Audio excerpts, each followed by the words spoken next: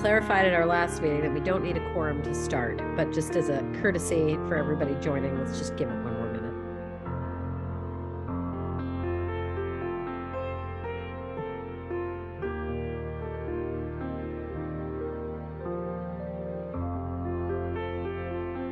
Chris, what is that? We have 14 now, maybe. Let's see. No, 13. What's the building behind you, Chris? Those are that's San Sebastian. It's in northern Spain. Okay. Basque. I think I've even been there. Is that, so Chris, is that the Maria Christini, or Christiana, whatever, the hotel? I don't know what that hotel is. I didn't stay there. I stayed there. Oh my God, all those Marriott points, it was amazing. Excuse me. All right. It's 7:02, and I think we've got a critical mass who have Recording in progress. joined now. So let's get started. Good evening, everybody. It is Wednesday, May 10th at 7 o'clock, and this is a meeting of the Committee of the Whole. At the start of the meeting, in addition to myself, I'm joined by President Albright, Vice President Lipoff, Councilors Kalis, Humphrey, Markowitz, Bowman, Norton, Maliki, Gentile, Lucas, Leary, Greenberg, Wright, and Crossley. Did I miss anybody? Okay. Our first order of business is item 136-23, a request to increase the retiree COLA base. This item was previously held when we last met as a committee of the whole on May 3rd. I would first like to ask if there is a motion to invite Chris Bresky, who has been very helpful as we've analyzed these issues, to join us in our meeting. Is there such a motion? Okay. Is there any discussion on the motion? Seeing none, all those in favor, please say aye. Aye. Aye. Any opposed? Any abstentions? Okay. Next, I want to recognize President Albright, who had laid her motion at the last meeting on the table. President Albright, go ahead, please. So we need a motion to take it off the table. I think you can move it yourself. Okay, well, I'll move to untable I don't think it's untabled, but take it off the table. Any discussion on that? All those in favor, please say aye. Aye. Any opposed? Any abstentions? Okay, so we have that motion back on the table, and we'll come back to it for you to explain what it is once we kind of set the stage for our discussion here right now. Okay, so coming off of our last meeting, we heard from all of you sort of a desire to, I think, both do some homework as well as to streamline and simplify things. So at the outset here, I want to make an effort to kind of frame the conversation and how we hope this might go, with the goal of helping to move us along on what I know is complicated subject matter. We also didn't touch our remaining docket items at our last committee, the whole meeting, which are important docket items that we really want to get to tonight. So I'm hopeful we can spend an hour on this first item before us, and then see if we're able to drive to some sort of an outcome and then move on. First, a reminder about how we got here. You will all remember that at last year's budget time, we all, I think, felt that it was a bit of a struggle, and that we were wrestling with difficult financial circumstances, including the outcome on the council level, where there was a vote of no on the school budget and a vote of no on the city budget overall. And a lot of frustration expressed at our lack of ability to do much about it as a council. And in the aftermath of that, people began asking about our pension funding schedule, recognizing that we were increasing our appropriation, or not we, I mean, we recognized that the Newton Retirement Board has the full authority to set the appropriation and the rate of growth there, but essentially that the city was being asked to pay our pension at a rate that was higher, meaningfully, than the rate of growth of our revenue overall, and started to ask ourselves what would happen if we slowed the rate? Is that possible? What would it look like? What would it mean? A small group of us, which I hope affectionately has come to be known as GLAM, started examining how much freed up cash would come if, as a base case, as an example, it was possible to match the growth in our pension appropriation to our revenue growth. And of course, we asked ourselves what that would mean in terms of achieving full funding of our liability. What year, what moment in time would we achieve full funding? The answer to the base case, which again was a purely theoretical and mathematical exercise, was that we could free up somewhere in the realm of $91 million in theory and still achieve a full funding date in calendar year 2032. That was a mathematical exercise done on the basis of the public information available at the time. And essentially the point of it was to give us confidence that there was some lesser rate of growth we could think about that the city could pay and would be feasible to ask the retirement board to consider without pushing out the full funding date unreasonably far, and meanwhile freeing up money for what we felt were much needed city services. After the override failed, the mayor then came forward to the retirement board with her proposal, which the retirement board then met on and deliberated on and agreed to and voted to approve, which then sends it to us for our action. And this left our smaller group asking ourselves, is there a different proposal out there, a lesser rate of growth of our pension appropriation that might make more sense to consider? Is there some other number to arrive at that can balance the pension boards and our retirees' needs, reflect the needs of the retirees, not put any of our retirement obligations at risk, but also provide the city more financial flexibility to administer city services? And our group continues to think that the answer is yes.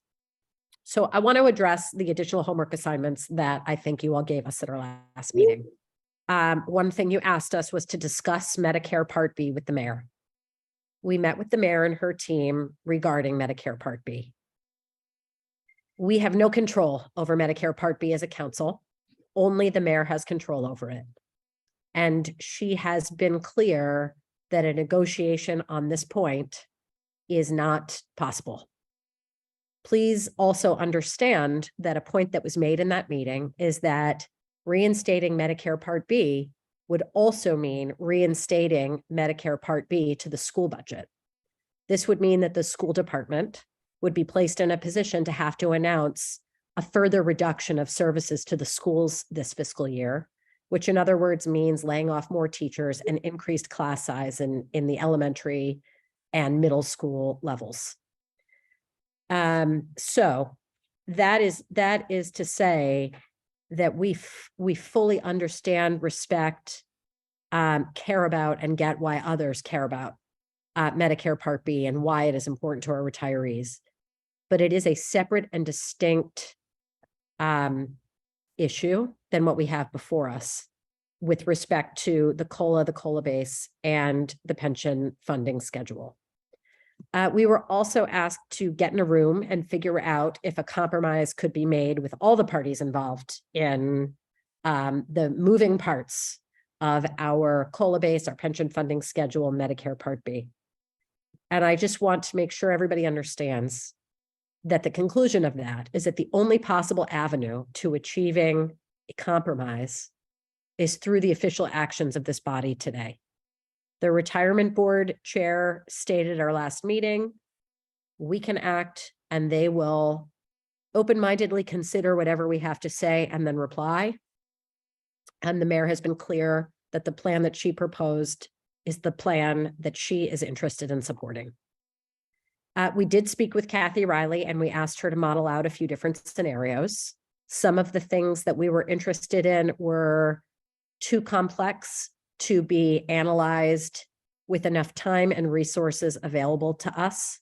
She was able to model out a few additional scenarios with the limited time and resources at her disposal. And she came back with us today with some numbers. So at this point, I just want to ask our city clerk if she could share her screen. We're going to put a chart up on the screen. Please just hold. I'm going to get to comments and questions really soon. And I just actually, Madam Clerk, if you could just go to the second slide first for a second, because I just want to show everyone. We also were in receipt of an email today from Councillor Gentile with a proposal. We have added that to this chart. And Councillor Gentile, once I speak through these slides, I'm going to turn to you and let you talk through your own proposal yourself. After that, we will then discuss these different options.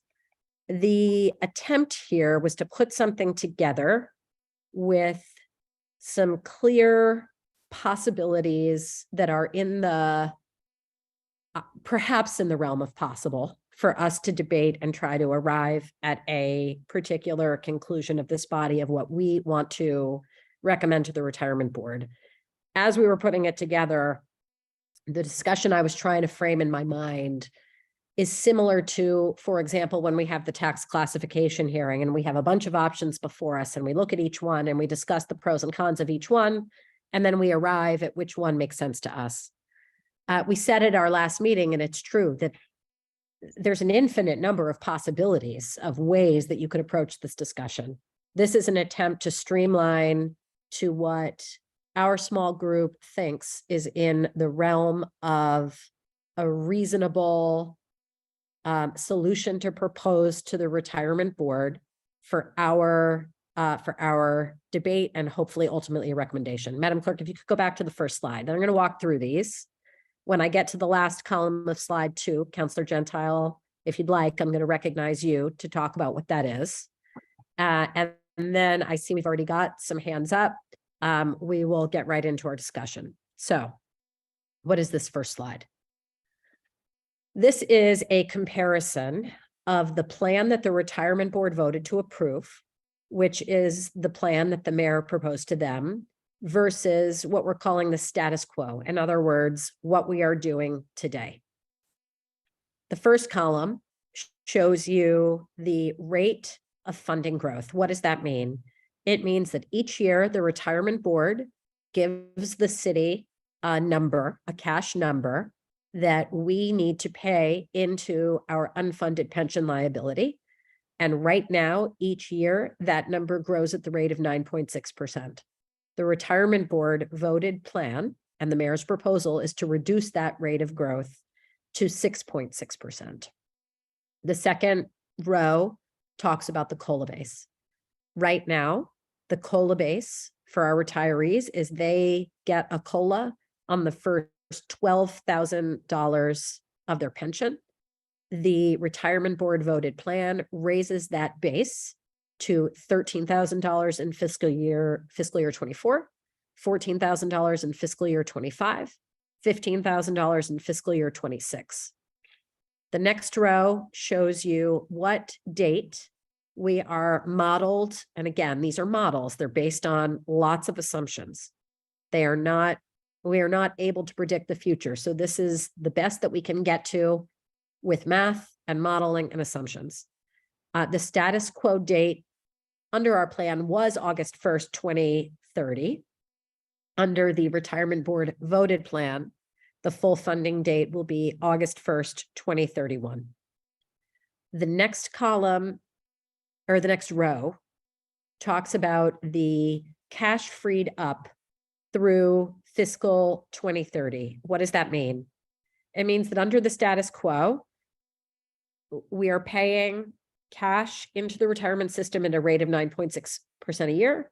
If we reduce that to 6.6% a year between now and 2030, there is $47.3 million of cash, different bits of this in different years, that add up to a sum of $47.3 million over the period of time of the first day of our new fiscal year coming up and fiscal 2030. Then the last column talks about the incremental unfunded liability versus the status quo. And what does that mean? We debated in our group the cleanest, simplest way to portray what the cost of any change would be. And the simplest way we could think of to do it was to talk in today's dollars what will our unfunded liability, how much will that unfunded liability that we are facing today grow or change as a result of us reducing the rate of growth in the pension appropriation and adding COLA? And the change from the status quo plan to what the retirement board has voted is $11.4 million. Okay, let's go to the second slide. Now, this is the slide that I think we should spend the bulk of our time on tonight. What we did here is we took out the 9.6% plan and made our new sort of anchor column the retirement board voted plan. And the reason we did that is because we've already got the retirement board and the mayor who have proposed this plan. Of course, it's a viable option for this council to consider not to support that plan. But where we are brainstorming other ideas, 2 columns, which came from our group, and the 3rd column, which came from Councilor Gentile, it made the most sense to us to compare that to what the retirement board has voted if we're going to consider proposing something else. So once again, the top row is the rate of growth. The second row is the proposed COLA base. The third row is what date would we achieve full funding.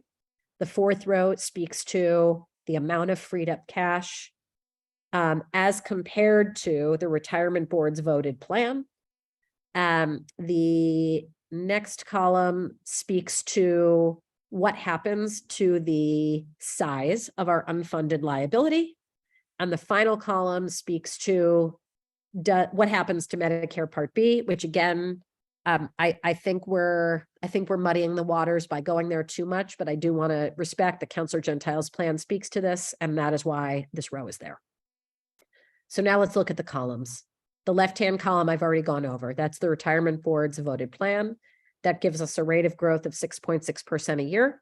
That gives us 3 $1,000 incremental COLA base increases 1 year at a time, and a full funding date of 2031. And in this plan, Medicare, where we're not touching Medicare Part B, that's a separate issue. The second column, we called the fiscal 32 actuarial plan. And here's the reason for that. And somebody correct me if I explain this without the proper words.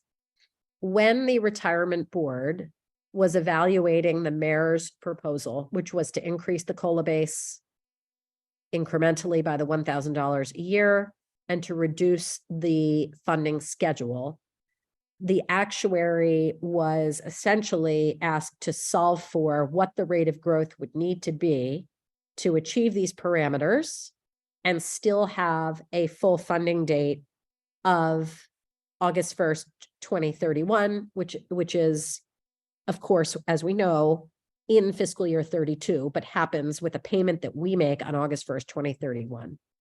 The actuary came back with a number of 6.2% would be needed.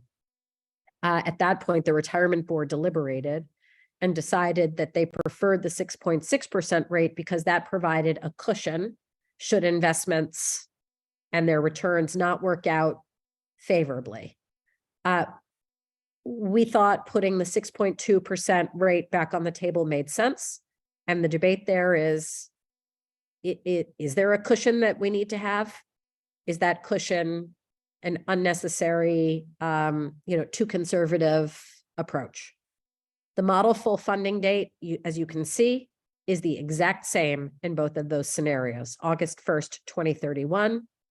If we reduce the rate of growth to 6.2%, we would free up $7.9 additional dollars beyond what will be freed up in the retirement board's plan through fiscal year 2031.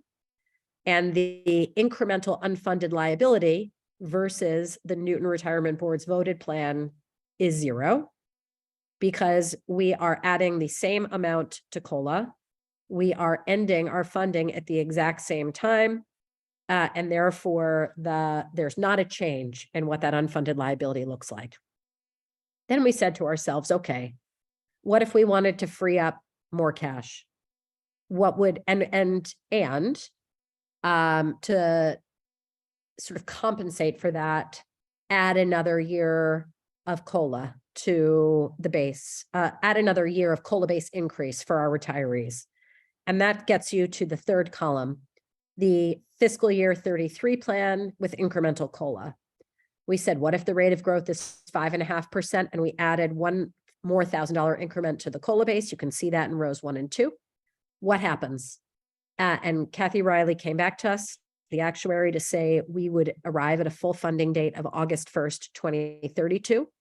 Our approximate cash freed up, and this is incremental cash from the retirement board's voted plan to this plan, would be $21.4 million through fiscal year 2031. It would increase our unfunded liability today by $3.4 million. And again, it does not speak to Medicare Part B. Now I want to turn to Counselor Gentile's plan that he sent around today. And Counselor Gentile, I want to invite you to give us 2 to 3 minutes, if you can keep it to that, please, on what your proposal looks like. Thank you, Madam Chair, and I'll try to keep it brief. We had been talking about, possible compromises, and I mentioned the word several times on Monday night. So I thought that if I'm going to talk about compromise, I ought to at least put something out there for people to react to.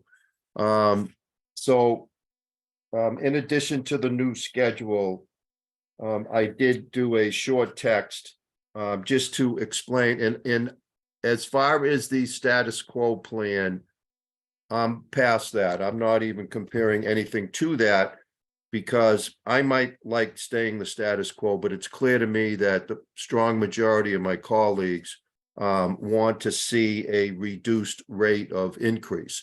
So what I sent out in my text was a comparison between the retirement board plan and the plan that I put out today. And I just try to show what the differences were and what the similarities were. And in both plans, as it shows on your chart, they increased at a rate of 6.60. The system is fully funded in FY32. Rather than 3 years of COLA increases, it does 1 year of COLA increase to $13,000. And then the unfunded liability is 3.8 in the plan that I'm suggesting, and it's 11.4, which was shown on another chart. So that's clearly a different choice. And then the actual costs, I know we spent a lot of time talking about, dollars today versus dollars tomorrow. But the approved plan costs $34 million extra to fund the system. This plan would cost $18 million. You can talk about a particular year, but when you're talking those kinds of millions, I think it's a significant amount of money. In return, the reason that I did this was I continue to be very uncomfortable with taking away the COLA Part B reimbursement. It's $925 a person. In a significant number of families, it's 2 people, so it's actually $1,850. And people have been living on that and, at least budgeting it into their budget. And I think to pull it is wrong. However, I understand that we need to obviously take a look at it. And what I suggested in my memo is that that existing retirees be grandfathered in, but for retirees going forward, they would not receive the benefit. And I just want to make sure that people saw that, because I understand that, it is time to take a look at it. But I think that the better way of doing it would be to grandfather retirees that are already been receiving it. I don't think that we should take it away. And I'm not suggesting that we do it in a way that is going to reduce teachers. There are ways that we can talk about to make sure that the school department has the money in order to pay the benefit. And if there's any questions, I'm happy to try and answer them for folks. Okay, thank you. At this time, President Albright, if you could please remind us about your motion. I think that is the next step. And then I just want to briefly invite those who have been following this process closely, President Albright, Councilor Markowitz, Vice President Lipoff, Mr. Bresky. If I misstated anything, I just want to give you 1 minute to correct me, and then I'm going to start taking hands. So President Albright, you're first.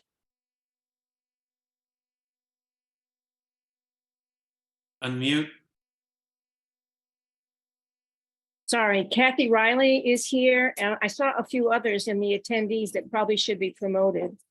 Can I just take a minute to go look at that again? So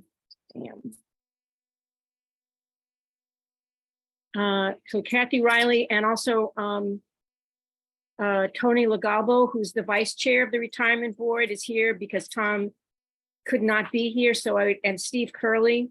So if we could promote all these folks, I think. Kelly Byrne as well. Yeah. So I wanted to say that first. So to remind everyone what the the motion was that when we left, it was to consider increasing the COLA at that time to buy up to two more years of COLA, and to reduce the rate of growth to 5%. At some point, after studying all this information, Madam Chair, I would like to amend that motion. I don't know if this is the time to do it or later. I think now. Okay, so I would like to amend that motion after studying this for the past day in detail. And this is what my proposal would be, is that the motion would be that the council would direct the council representatives to negotiate with the Newton Retirement Board for the purpose of securing a pension rate no greater than 6.6%, while securing a rate of COLA increase that supports and balances the needs of our retirees and the need of our city and schools. And I make this amendment because we have no idea how the retirement board is going to respond. And I don't think that we can decide at this meeting exactly what the rate is that there should be, and how many COLAs, and what the retirement board's response is going to be. And I think that it would, if we could have some flexibility in making that determination and doing that negotiation, it would be appreciated. So that's the motion that as I amend it. Okay, let me now ask you, President Albright, Vice President Lipoff, Councilor Markowitz, and School Committee Member Bresky. Please take a moment and correct anything that I may have misstated. Or are we good? You've got it all just right. I just wanted to remind everybody that, and you said each time, the number on the chart that shows the increase of savings. Everybody can take that base savings of about 40 some odd million and just add that to it, to just have in your mind the full savings over the course of time till funding. Okay, so I mean, it's just another way to look at it. Thank you. Yeah, that would be my only comment, is make sure you understand that the second chart is incremental to the first one, and that includes the incremental unfunded liability, which, you know, with extra COLA obviously would add a little bit to the base. That's in column 3. And if you adopted Councilor Gentile's plan, then it would actually reduce the amount of that unfunded addition to the liability. Mr. Bresky? Thank you. I think you stated everything correctly. The only thing I would add is just the brief explanation, which we touched on last time, that as you go through these models, because the city, when you get out to the, sort of 2031, 2032 timeframe, is going to be on a single date injecting about 7% of the fund's assets on a single day with the city's contribution. That's why it's always that August 1st date is when the full funding occurs. And I would just point out that in the fiscal for year 33 plan that's presented here with 5.5% rate of growth in funding, the actuarial plan that was presented by Kathy Riley that would fund in fiscal 33 was 4.4%. So there's, in thinking about that concept of a cushion, there's 110 basis points of a cushion in the rate of funding growth for year 33 in that plan. Okay, Ms. Moore, can I just ask you to put the chart back up on the screen, please? Because I'm going to start calling on folks. I think it would be helpful to anchor our discussion to all be looking at the same thing.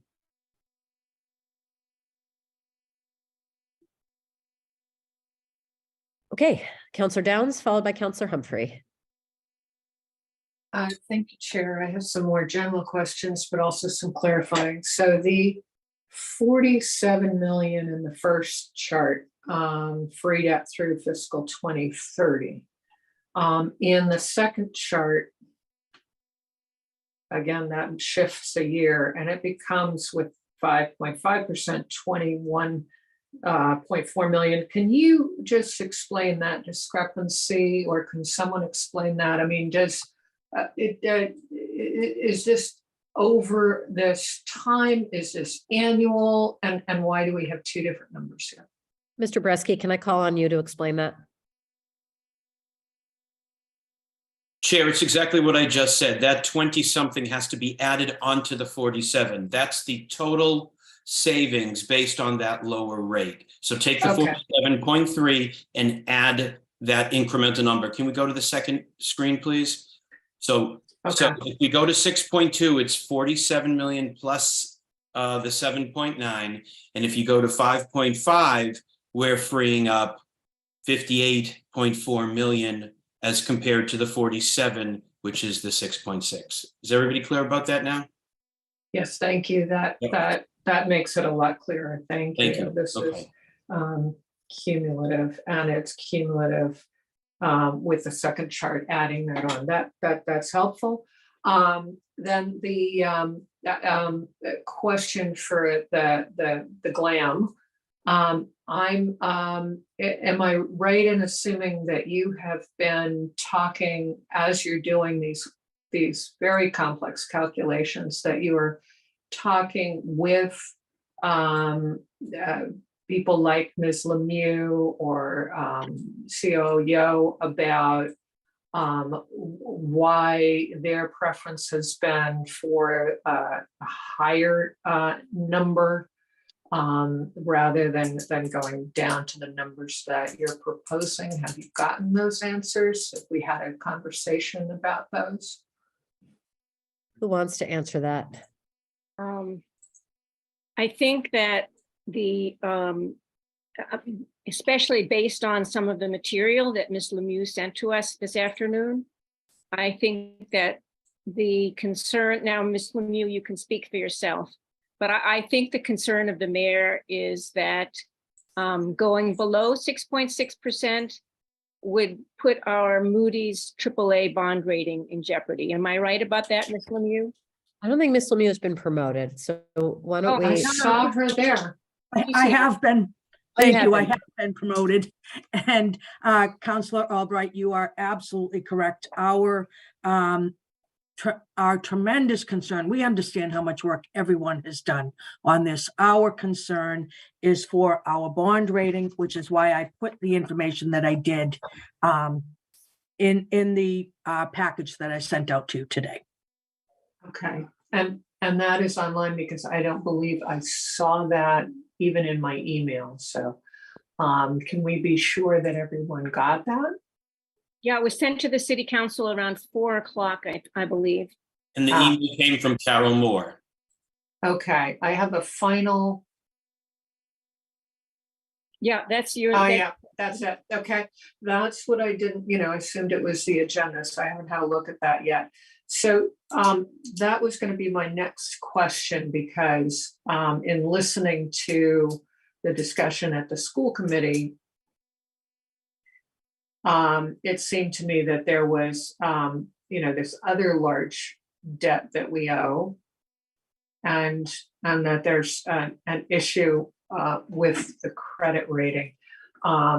So I'd like to get more information, if I can, or have more discussion about that, because it seems to me that that could end up costing more than we're actually gaining.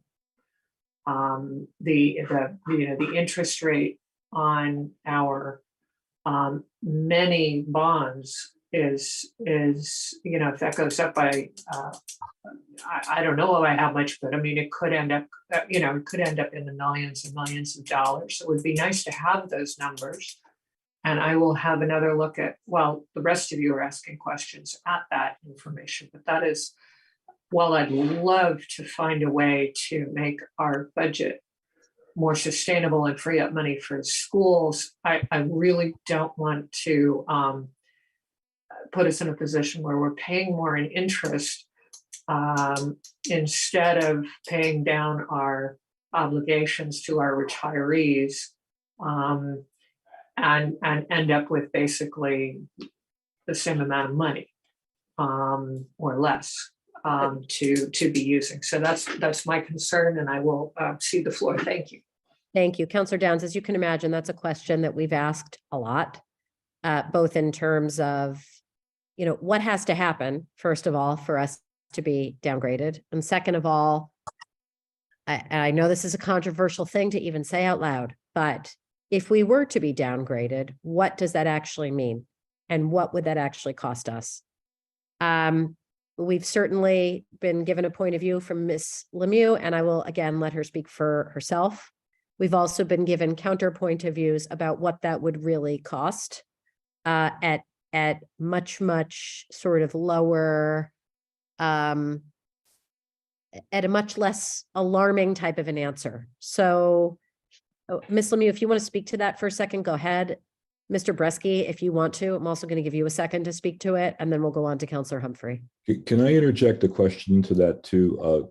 Could Ms. Lemieux also clarify that the bonds we hold today are fixed rate and are not variable, so they're not affected. All the debt we have today is not affected by this. It would be new debt. So I just want to interject that in because I think it's important to have that piece of information if you think about this. Ms. Lemieux, do you want a minute to speak to this? Thank you, Madam Chair. So I will start by first confirming what Councilor Markowitz just said. All of our bonds are fixed. And so we would not expect those bonds to be impacted. However, with the 2 debt exclusions having passed, as well as the Lincoln Elliott project that we are really gearing up for right now, and Horace Mann, we will be bonding about $175 million over the next 4 or 5 years for the Newton Public Schools. I know that some people have said that the difference in rates would not be substantial at all. All I can do is tell you that our financial advisor from Hilltop Securities, Cindy McNerney, who is perhaps the foremost advisor in the state when it comes to municipal bond sales, assured me that it would be absolutely be more than 15 basis points. I can only base my concern on what she has told us. She also spoke with our analyst at Moody's. They are very concerned about our liquidity ratios and our leverage ratios. Those are the areas, which is why I put the scorecard that we receive in my package also, so that you will see that we only score an A level, which is really not very good when it comes to both our liquidity ratios and our long-term liabilities, our leverage ratios. So that's the reason for our concern. I can only tell you what our financial advisor has advised us. Ms. Lemieux, could you also just explain what 15 basis points means? Like if we I'm were to borrow sorry. $10 million of money, how much does that cost?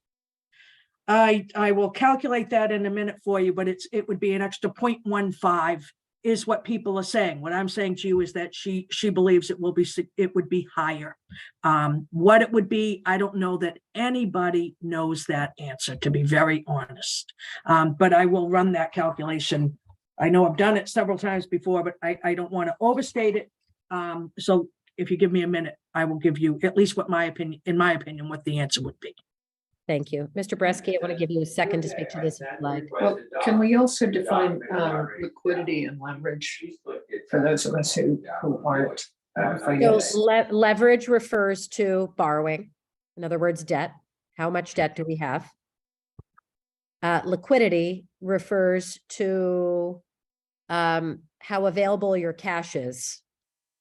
So something highly liquid, you know, a dollar bill in your hand is the most liquid thing that you could have in terms of a financial instrument. But again, Mr. Bresky, I'm going to let you, who's much more expert than me in this realm, speak to that and speak to this question for a minute if you'd like. Sure, thank you. So Ms. Lemieux and I had this discussion during a school committee meeting, and I think we sort of disagreed in the folks we were speaking to. So I work in institutional investment management. I manage money on behalf of pensions and endowments and things like that.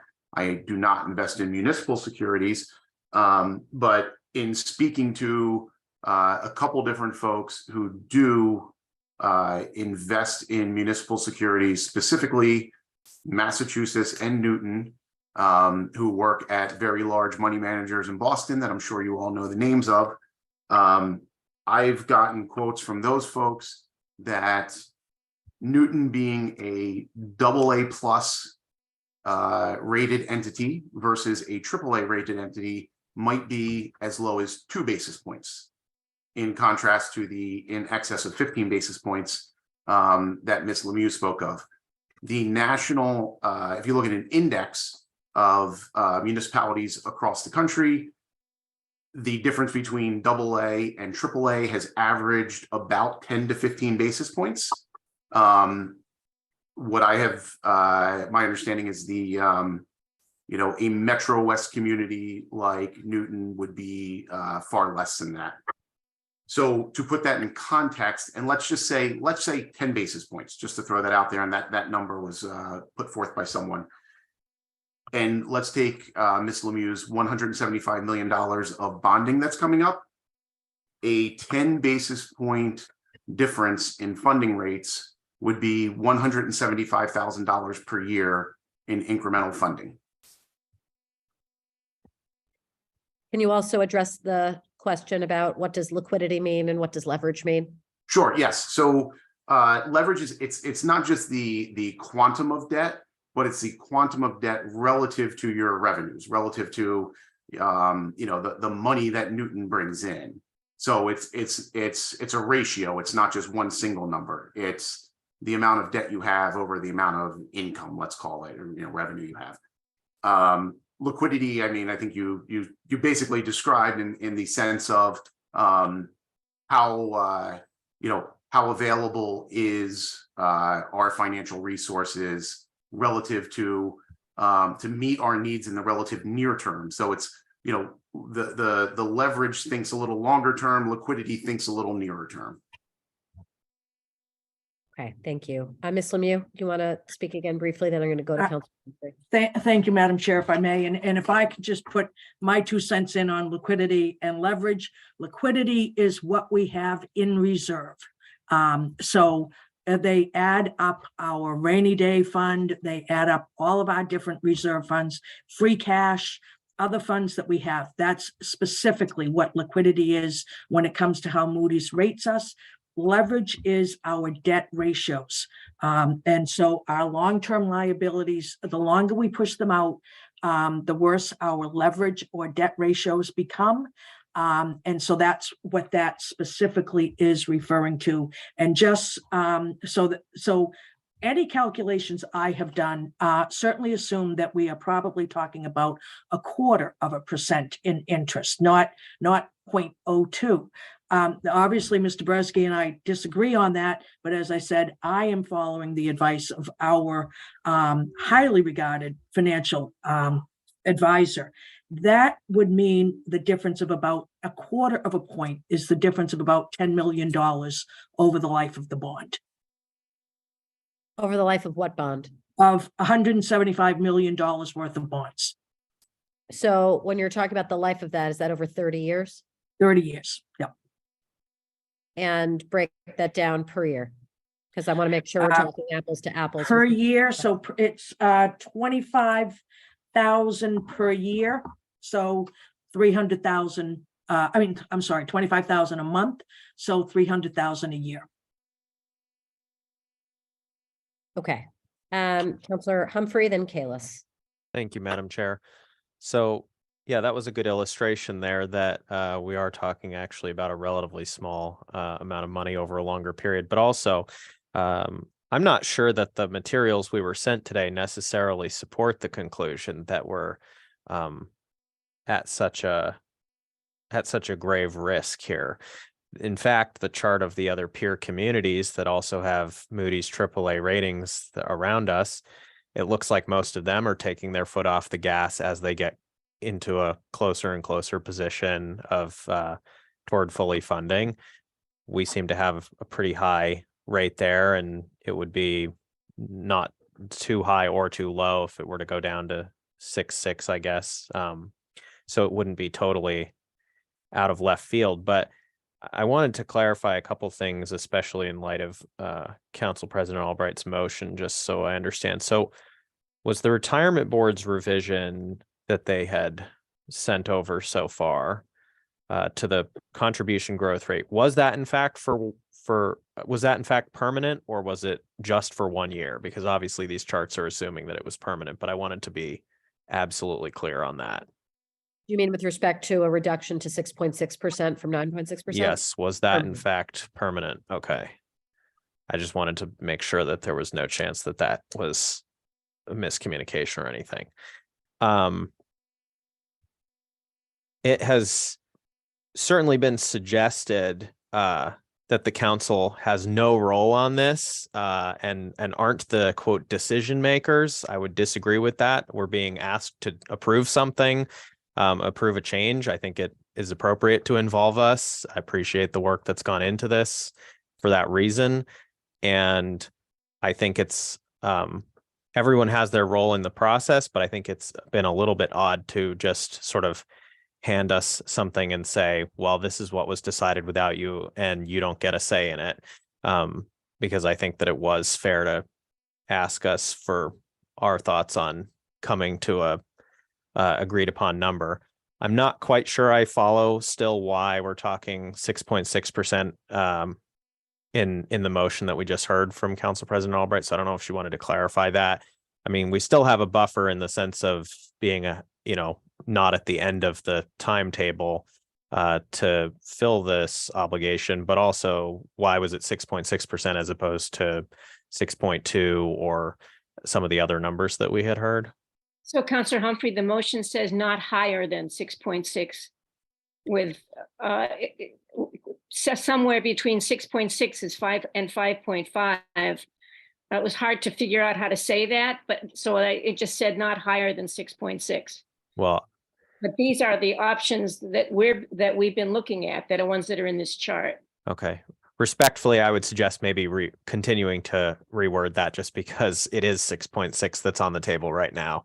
So saying not more than 6.6, I'm not really following. And I guess that the rationale for a further COLA expansion was because you were thinking 5.5 as a potential lower bound number. It was hard to write this without negotiating against ourselves in the motion. So that was the difficulty. I think not. I would suggest that not more than 6.6% is also negotiating against ourselves. And I think that also, I was wondering like 2032, that's a relatively small change. Obviously it is a change, but that's still not an enormous change. So that had crossed my mind. The only other thought that I would just say is that disinvesting in the city in the present is not fiscal prudence. Essentially, austerity ideology has become a millstone around the future health and strength of our revenues. And I think that there is a pathway here that is still completely fiscally prudent and fiscally responsible and everything else, and meets all of our obligations and doesn't shortchange any of our seniors, that is certainly lower than the 9.6, but also probably lower than the 6.6%, and would free up a significant amount of money in the present and for the next few years to be able to make critical, urgent, even shovel-ready investments in the city and in the community that are going to leave us on a much stronger footing financially in the future. Because if we end up in a disinvestment spiral, then we're going to start struggling with revenue from a lot of different directions in the future. Because of course we count so much on the property taxes and the property values and the appeal of Newton, but there's other factors as well. And I think that we need to be very open to the idea that there is a point at which fiscal conservatism is not fiscal prudence and tips too far in that direction and takes away from the city that we need to be running. So thank you. Thank you. I just want to take 1 second to try to attempt to clear up the intent of the motion. If you can sort of roll the clock forward to what happens from here. I think our hope is to arrive at a recommendation of one of these plans from the council to be able to send to the retirement board. Then the retirement board has to meet and they may have something to say back. We are getting to a point in our schedule where we're going to run out of time to have meetings of the committee of the whole and the council to be able to arrive at something within the time frame that we need to do this. So I think the intent of President Albright's motion was to both arrive at a recommendation, but also with a little wiggle room so that should the retirement board come back and want to negotiate some other alternative looking at this, that is a possibility. Am I explaining that right, President Albright? Yes, you are. Okay. Councillor Kalis, then Councillor Laredo. Thank you, Madam Chair, and thank you for that explanation. I think that that's exactly how I took President Albright's proposal. And although I definitely agree that we need a clear preference and a clear recommendation, I think, and that wasn't as clear in President Albright's statement. So for me, in looking at all of this and hearing all the implications, I do see a compromise plan that is preferential to what I'm looking at right now. And you know that I brought up Medicare Part B a couple of times. I know it's a separate issue, but because the timing is what it is, and there's the appearance that they're related, it's a significant aspect for me. And I like the idea of maintaining some of it or actually phasing it out. And I just want to be clear that the columns, the first 3 columns that you have there where it says phased out, it's actually eliminated. And then in Councillor Gentiles, that's actually phased out. Isn't that correct?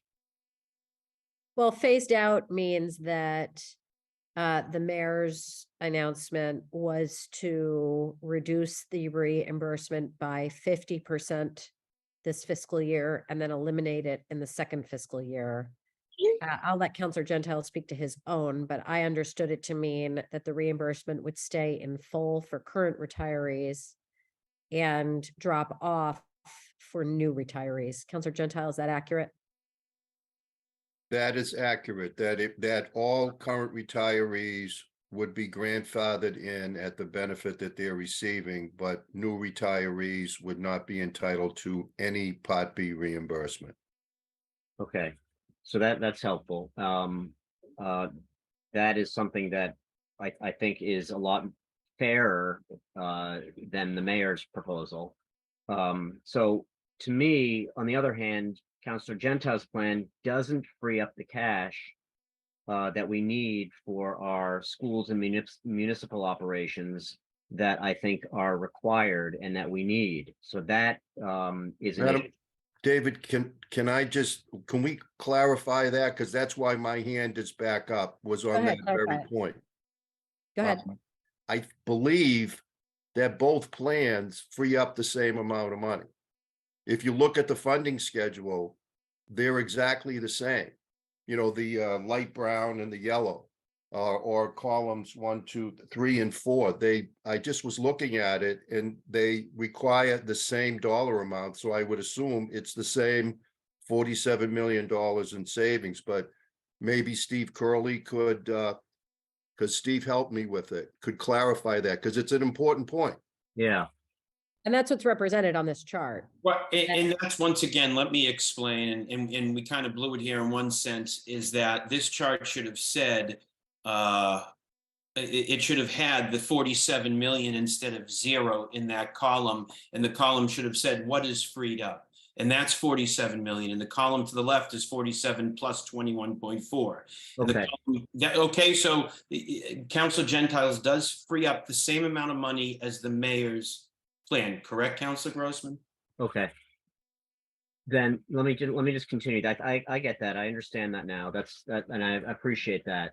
So either way, I'm hesitant, Councilor Gentile, in your plan because of the COLA at 13,000, and am afraid that the retirement board would not accept that.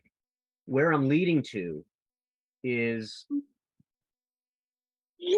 the plan that is before us that is at the 6.2%, because what that does is it gives the COLA to the retirement board.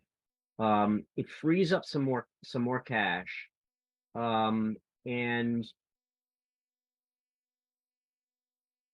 the one aspect I'm wondering about, though, is can we actually use that freed up cash to then help phase out Medicare Part B on a more long-term basis, and try to appeal to all the parties, because you get the retirement board getting their COLA. The city and municipal operations and schools would be funded, and there'd be some money for really phasing out Medicare Part B. So those that have it now will keep it, but any new ones will not keep it, type thing. That's where I'm kind of leaning, if that's even possible, and I don't know if it is. So, Councilor Campbell, just because I missed it, which column are you talking about right now? 6.2%. So, I mean, the short answer is that the only person who can allocate that freed up money is the mayor. And the mayor would have to opt to handle the money that way, or any other way that any of us have in mind of how we would like the money to go. So Ms. Lemieux, I'm happy to invite you to speak to that if you want. If you're prepared to, you don't have to. Before she does, the one other thing is that type of plan too, as far as I'm concerned, is fiscally conservative in terms of Moody's looking at us and not downgrading. I think it keeps us within that range where we need to be. So yes, it is a give and take from all parties. And yeah, if the mayor doesn't want to play, then there's nothing we can do. But that would be my recommendation. Ms. Lemieux, do you want to speak to that? Thank you, Madam Chair. The challenge that we have with the Medicare Part B piece of this, the plan that the retirement board voted on, they're totally different things. So what we have put before you as a budget has Medicare Part B being phased out. So where we otherwise would have had $2.3 million in this year's budget for Medicare Part B, the budget that's in front of you has about $1.1 million for Medicare Part B, or half of what it would have been.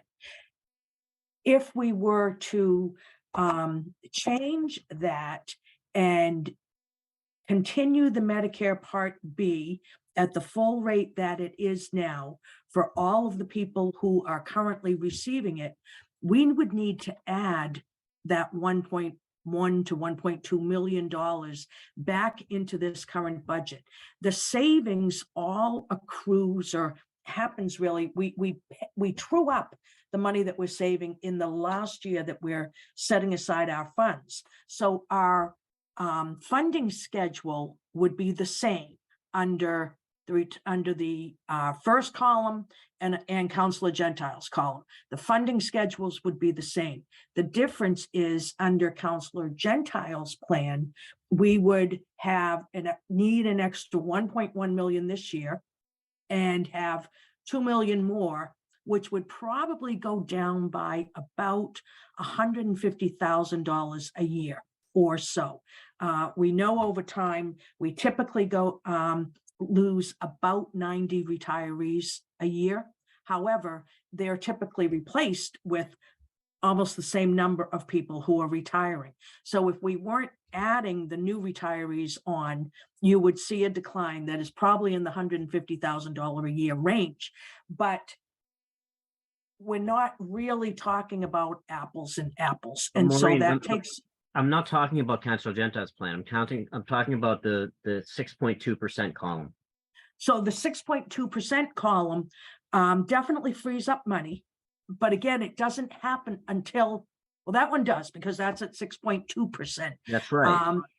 The retirement board, in fact, I believe it was Steve Curley who made the motion at the retirement board to make sure that there was a buffer, because obviously if we have any losses at all, even in the very next year, by going right to the amount that works, any losses that we have push us into the following year. Personally, I was very pleased with their motion at 6.6. I believe in having a bit of a cushion. So I was happy with their vote, but it was Steve Curley.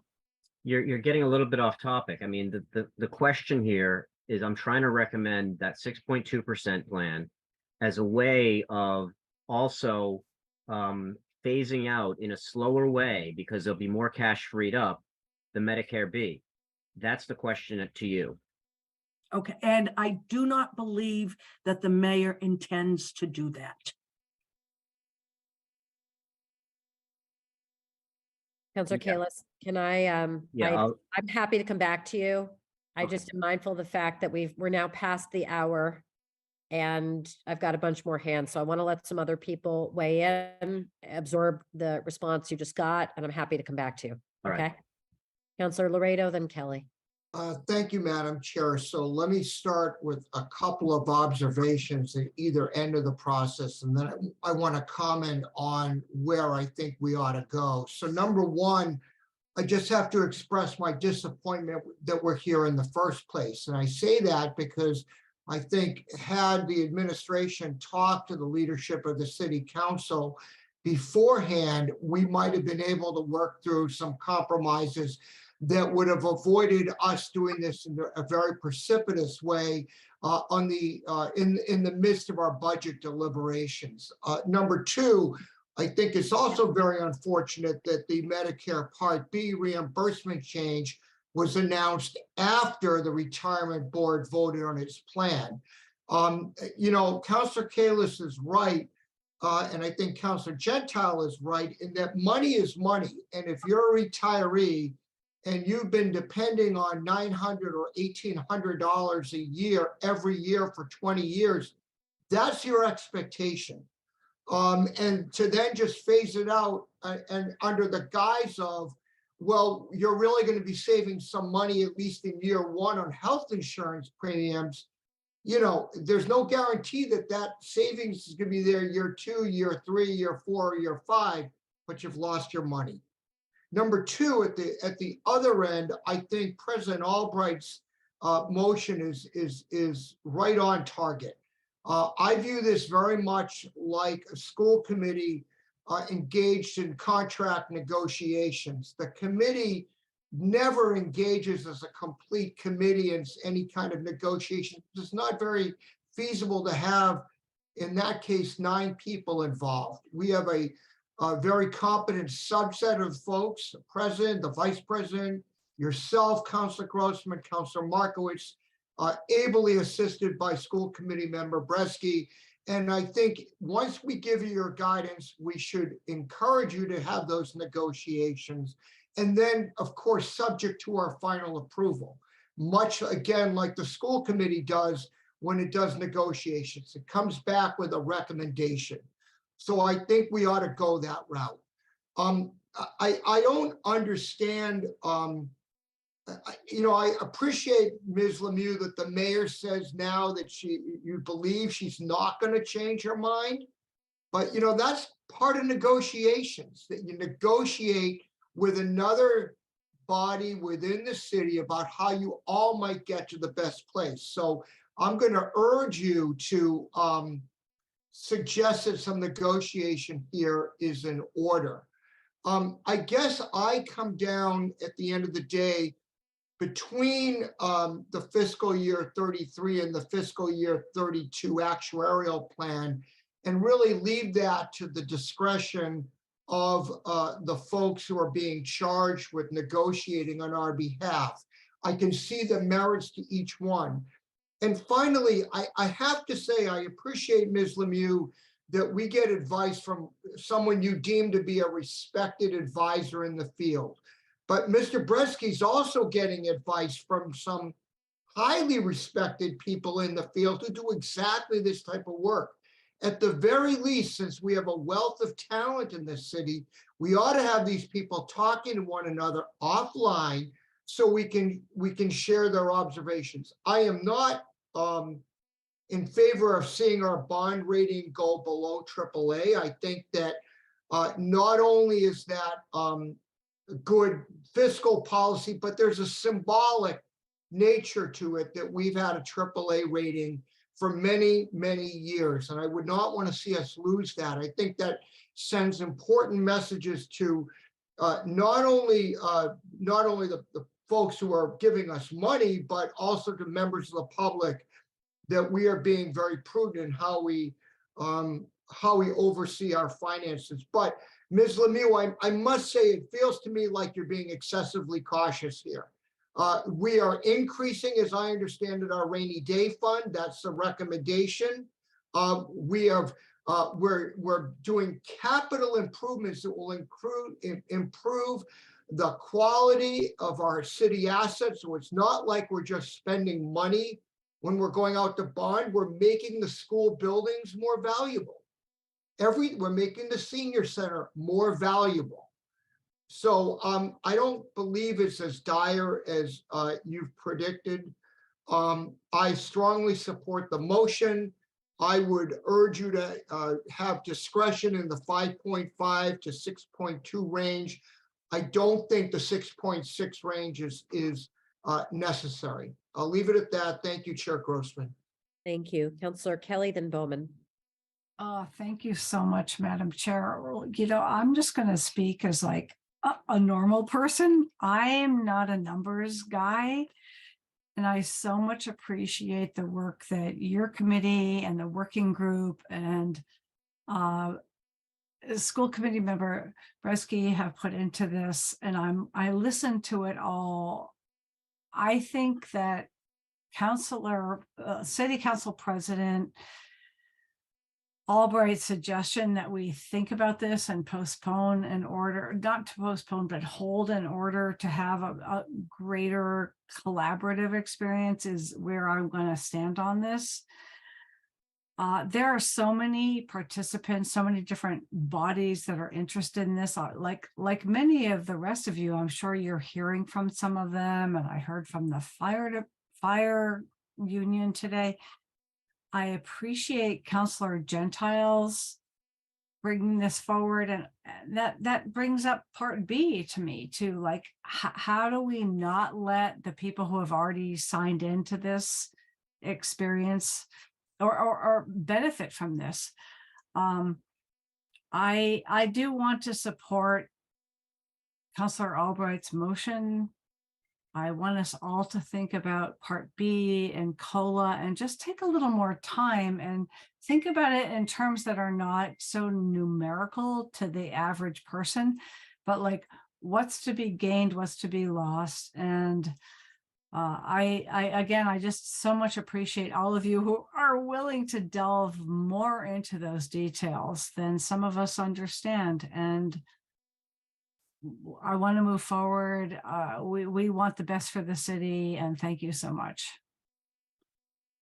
Okay, thank you. I do just want to remind everybody, we don't have more time. So arriving at some sort of a recommendation is the goal tonight. I appreciate those sentiments, but what I'm really driving at is I'm really hoping people are going to express a preference for one of these options, and to the extent that you feel equipped to, give us some direction of what you want to see us do. Counselor Bowman, then I'm going to give Counselor Danberg a chance to speak because she hasn't yet, and then Counselor Gentile, I see your hand is still up. I'll come back to you. Counselor Bowman. Thank you. I'll first associate myself with those the comments that we heard earlier from Councillor Humphrey. I am very concerned about this push to prepay the retirement fund, taking away from very necessary maintenance on buildings and moving forward with important investments in our buildings and our roads and our village centers and our community assets, as well as, putting at risk services that residents, high quality services that residents expect in schools. And, I see, this sort of level of not investing at that, putting at risk our strong financial future. We want to be the community that new businesses want to open up in, because we have amazing village centers, and we have, people want to move here because our schools are great and the parks are wonderful and the roads are great. I can't tell you the number of people I know who come to Newton for the first time thinking about buying here, and they're shocked at the quality of our roads and the school buildings that their kids would go to, and they choose different communities. So I think that's really important that we think about, it's not this money, it's not just the money that we're not prepaying in these options isn't being wasted, but it's being invested in important elements. If you ask for my preference would be the fiscal FY33 plan. It still leaves lots of flexibility to still meet the 2040. I would, we could ratchet somewhere between there. Wouldn't want to go over the 6.2. But I think the fiscal year 33 provides a lot of, opportunity for us to fund important projects and, but still meet the commitment we've made to our retirees to be fully funded. Thank you. Thank you, Counselor Danberg. Counselor Gentile, I did say I'd come back to you. We've got some more hands that have come up. I'll let you speak briefly after Counselor Danberg. Then we're going to go to Lipoff and Oliver. Thank you, Counselor Grossman. I agree with the need to maintain investment in our infrastructure. I think that that's very important. We've all seen the detrimental effects of letting decades go by without adequate money put into our infrastructure, and how dearly we've had to pay for it. I also think that there are times when it makes sense to draw out in this, if you want to think of this as a mortgage, there are times when it makes sense to do that. And I think that in light of the fact that we have a failed override and that we need to free up cash to be able, or some cash, to be able to make investments in our infrastructure, it may be the right time to draw this out to FY33 and not worry about that. Yes, it will cost us more in the long run, just as if you renegotiate your mortgage or draw your mortgage payments out longer, it will cost you more in interest, but you gain things along the way. And I find Councillor Gentile's plan interesting. I want to thank him very much for presenting it. The problem that I have in understanding how all of this fits together, however, is that in Councillor Gentile's plan, we've got a number of variables that change, as opposed to just having one variable that changes. We've got the COLA base remaining at 13 13 million. We've got the incremental 13,000, Counselor Danber. unfunded liabilities changing to 7.6, and we've got the Medicare being mostly restored. I'd like to see what the or understand what the for example, if the if the COLA base were the same 13, 14, and 15 over 3 years, and if the Medicare were left at phased out, what would that do to the unfunded unfunded liability, to the yes, the unfunded liability, and what would that do to the cash freed up? Because he's got no cash freed up whatsoever, which is really what troubles me on this plan, because I think that we need to free up cash in order to do necessary things that we need to do. I also wish that we had more columns in this, and instead of just an all or nothing, essentially 6.6% and a 6.2%, I would like to have seen more of an Excel spreadsheet on keeping one variable changing, being the rate of funding growth at 6.5, 6.4, 6.3, to see what that does to the cash freed up. So I have trouble being able to make a decision on this, although I would lean toward drawing it out to certainly FY 32 and maybe FY 33, but we've got too many variables in here for us to be able to understand what the real changes here are. So I'll leave it at that. Okay, thank you. I just want to clear up a few things. Counselor Gentile's plan does free up cash as compared to the plan we're living with today. And why does it say 0? Because that column is as compared to the plan that the retirement board has already voted on and sent to us. So today's rate of growth and the pension appropriation is 9.6%. Yeah. The retirement board's voted plan is to slow that rate of growth to 6.6%. Okay. And the freed up cash already achieved by that was on the previous slide. And Ms. Moore, if you go back to it, we can remind ourselves what that number is. What was that number? $47.3 million between now and fiscal 2030. Okay, that's so much more than the other plans. If that were Okay, hold reduced- on. 47.3 million is now the base case. Every plan we're talking about starts with a freed up amount of cash of $47.3 million. Now go to the new plan. Now go to the second slide. These columns show how much more beyond $47.3 million would be freed up by each plan. Okay, I didn't understand that. in the Yeah, that's beginning. okay. Thank you. The reason we didn't put out a spreadsheet, if you recall, our first committee of the whole on a different docket item, gosh, I don't even remember, April something. We put up those kinds of charts and numbers and tried to lay out all of that work that we've done along the way to look at the whole range.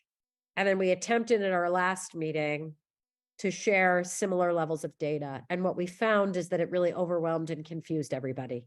So what we were attempting to do here was to dial things down to the world of the possible and to try to drive at a few recommendations at key ranges that we thought might be in the realm of negotiation with the retirement board. Does that make sense? It does. I'm not happy with it, but it does. It makes sense.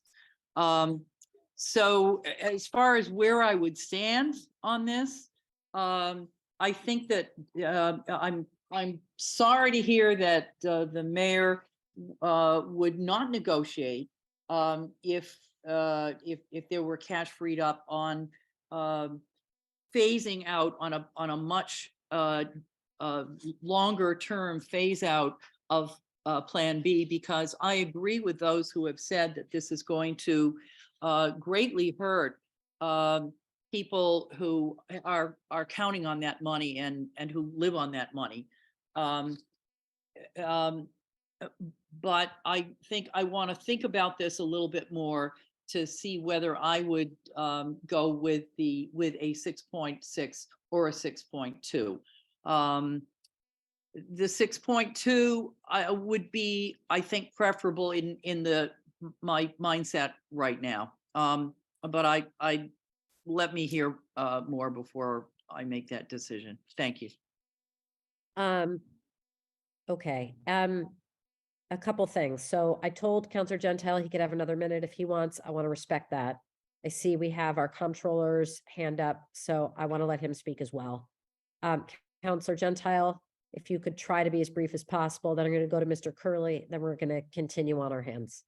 Thank you, and I appreciate you clarifying the issue about the cash that is freed up, and hopefully Councilor Danberg and others understand that the plan I put in front of you tonight frees up the same exact amount of cash that the plan that was approved by the retirement board. So thanks for doing that, Madam Chair. As to the point that Councilor Danberg made about my plan, just giving a 1-year COLA increase. I mean, that was done intentionally because you got to give something to get something. And I have been saying all along that retiree benefits are not just the check you get every month, but also your health care insurance. And to me, that's, one number. And so I feel strongly that we should continue to pay the benefit. So therefore, to help pay for that, because it's, to me, one city budget, to help pay for that, that's why I reduced the COLA increase from 3 years down to 1. And my last point to Councilor Kalis, who said that if the mayor refuses to negotiate or play in the game or whatever, that we don't have options. We do have options. I would not want to see this happen, but if we were to reject the request that's in front of us, I would think that to increase the COLA for 3 years, I would see the retirement board. They have made it clear to us that they're waiting to see what we do, and then they'll, take further action. And one of those actions is that they could change their vote on extending out the funding schedule. So, I hope it doesn't come to that, but it is an option. And, retirement board members, here and they can speak to it. But personally, I would rather see us keep talking. That's why I know you don't want to hear this, Madam Chair, but I think that we would be better off tonight if we were to support the president's motion, to continue the discussion to see if we can work something out peacefully. We're going to be talking about this in the budget, I would imagine, for a couple more occasions anyway. So I think we have a little bit more time that we could try and do something peacefully. Thanks for the time. Thank you. And to be clear, I support the president's motion. What I'm looking for is some direction to go with on the president's motion of what range people want us to explore and what comfort level everyone has. Because the reality is it's May 10th. The retirement board's got to vote an appropriation. I'll let Mr. Curley speak to this. He can correct me if I'm wrong, by the end of the fiscal year. And obviously whatever we do has significant budget implications as well. So the longer this goes, the more constrained our ability to negotiate is. And that's why I would like to be able, whoever's going to the retirement board, to convey what this council wants to say with something more specific than let's negotiate, because we've been trying that and it hasn't yielded anything. I think we need something concrete so they know where our heads are at. And that's what I'm trying to drive at. Not, I recognize this process is unlikely to, conclude immediately. I just want some direction. Mr. Curley, and then we'll go to Councilor Oliver. Thank you, Chair. At first, I just wanted to kind of put into perspective the difference between 6.6, 6.2, and 5.0. So for FY24, The difference in opening up budget capacity would be about $163,000 of total appropriation, 94.7% of which is general fund. So this would really, the difference between 6.6 and 6.2 would only open about $155,000 in general fund budget. Okay, wait a second. I'm sorry. I need you to back up and repeat what you just said. So to go from 6.6 to 6.2, strictly looking at the FY24 appropriation, that would free up an additional $155,000. So we already have to go from 9.6 to 6.6 is 1.225 million of total appropriation would be freed up. Of that, 94.7% is general fund, which comes out to about 1.16 million, which is a topic somewhat for a different discussion, but that is the transfer for Horace Mann in the mayor's proposed budget. That's where that freed up money is. So that 1.16 would be the current difference from 9.6 to 6.6. To further move it from 6.6 to 6.2 would only open $155,000 more in FY24. Now, over the life of that change from 6.6 to 6.2 would be that additional 7.9 that you see in your chart. But that doesn't really become significant until you hit $1 million, just over $1 million in 28, 1.3 in 29, 1.7 in 2030, and 2 million in 2031. Again, those are full appropriation numbers, but ballpark a little bit less for what the general fund would be. So opening up $155,000 in the 24 budget doesn't even begin to consider any possibility for Medicare or any of that conversation, because as Ms. Lemieux mentioned, that number was somewhere in the 1.1, 1.2. So it's still a far cry from being able to meet that gap. Difference from 6.6 to 5.5 is 449,000 total appropriation change in FY24. When we're looking at just the general fund, that's 425,000. And now, so those, to kind of put that in perspective, 7.9 million is a big number, 21.4 million is a big number. But in fiscal 24, the changes are not nearly as big as you see when looking at those figures. And then I can touch on, if you're okay with those comments, I can touch on what you had asked before, but if you could kind of remind me what exactly that was. I got a little caught up in that one. I don't know that there was anything specifically. Madam Chair, can I, I'm sorry to interrupt, but I want to make sure that what Mr. Curley said, Mr. Curley, the differential numbers you're quoting there with respect to fiscal year 24, that incremental number assumes that the mayor's budget as proposed, which includes a 6.6 funding percentage increase from last year, is what we're dealing with, right? So if we do not actually have that, this council could, I believe Councilor Gentile raised the prospect, we could vote the whole thing down and that wouldn't happen. I mean, I don't know that I hope we don't do that, but I just want to be clear that the numbers you're referencing are assuming that had already been accepted, and I don't believe it has. It has not been accepted. So what is before you today is the retirement board's proposal to reduce the appropriation from 9.6 to 6.6, which would affect the 24 appropriation. And that is contingent on the city council approving the 3 COLA base increases from 24 through 26, 13,000, 14,000, 15,000. So that's the item before you. If that is approved, then the retirement board would use a 6.6% appropriation.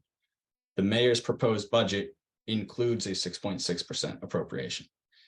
If the city council votes down the item, the Newton Retirement Board already voted on a 9.6% appropriation for FY24 back in the February meeting. And so that there wouldn't be a need for the retirement board to change that. When we get our final actuarial schedules for our May meeting, we would revisit that conversation. But the Newton Retirement Board has already voted on a 24 appropriation based off 9.6% growth. And so the difference between the 9.6 and the 6.6 in the general fund budget is that 1.16 million. Going from 6.6 further down to 6.2 would open up an additional 155,000. Okay, I'm going to move on to other hands. Lots more people have things that they want to say. I had told Counselor Oliver he'd be next. Vice President Lipoff, I'll come to you right after. And then we'll keep going. Counselor Oliver. Oops, great. Thank you, Madam Chair. Sorry for that, pushing the wrong buttons on my end. Technology, go figure. So just a quick, I have a couple of comments that I want to make that I'm hoping are accurate. But it's at the 6.6 rate of funding growth, Horace Mann is funded. True, correct? So that is what the mayor has announced as her intention. Yep. I hesitate to go too far down the path of what does and does not fund Horace Mann in this conversation. We're going to get to the free cash conversation, I hope soon. Fair We're enough. already at 90 minutes on this conversation. So I'm going to urge you to talk about that part of it when we get to free cash. Understood, but fair to say that that first column is part of that plan as it currently is stated by the mayor's office. That is right. Okay, fair enough. But I I think appreciate every the, plan on here, you know, nothing about that changes the funding that the mayor has to proceed with what she has announced as her intention with respect to Horace Mann. fair enough. Okay.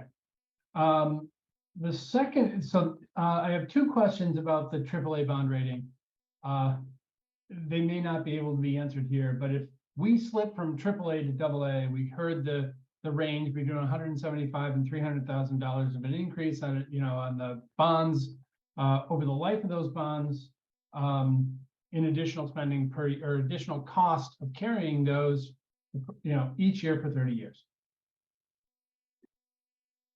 Right. How often, you know, is it just as easy to slide down the bond rating scale as it is to go up that scale? Again, that's the question that I don't know if that is answerable, addressable, or even knowable. You mean if we get downgraded, how easy is it to get upgraded again? If we go down to AA for some period of time and, you know, God forbid it lasts as long as, you know, 2032 or 2033 in the case of the third column. And then we are at a point where we are funded, our pension liability is funded. Does that rating does the math then kind of correct itself, you know, in the memo we got from Ms. Lemieux, and we would go back to AAA? I'm not equipped to answer that. Ms. Lemieux, Fair I'll enough. give you a minute if you want, and Mr. Bresky, I'll give you a minute if you want, because those are the only two people who I have available to me to give you information on that Fair question. enough. I'm not sure that that I'm really qualified to opine on that either, except to say I believe if we were downgraded, it would certainly take us a number of years to get back upgraded. But I would think, you know, as our long-term liabilities were being addressed at some point, I would certainly expect that the city of Newton would go back to being a AAA. I cannot even begin to opine on how many years that would take. Fair enough. Mr. Bresky, do you want to say anything about that? Sure, I'd be happy to. Again, if, and that's a big if, Newton were to become, and keep in mind, it's not just AA, there's 3 gradations within AA. So a 1-notch downgrade would be a AA plus or a AA3. Realistically, I think you're probably looking at, like Ms. Lemieux said, it's probably a couple years. You know, the rating agencies don't like to have knee-jerk movements to every little thing that happens, and they move in step function fashion. So I think it's you know, realistic to say you're probably looking at maybe 2 years before you would reasonably considered an upgrade candidate. All Counselor right, Albright? appreciate that. Last question here, and then I'll get to kind of answering your request for thinking on the options. If I look at, what is this, page 6 of the information we received from Ms. Lemieux, if I'm reading this correctly, is it FY 27 when retiree benefits due to a COLA increase would match or exceed the loss in the Part B? Once that's rolled off, they get back to that 925 or higher. Am I reading that right? Is that or is that FY 33? Ms. Lemieux, can you answer that?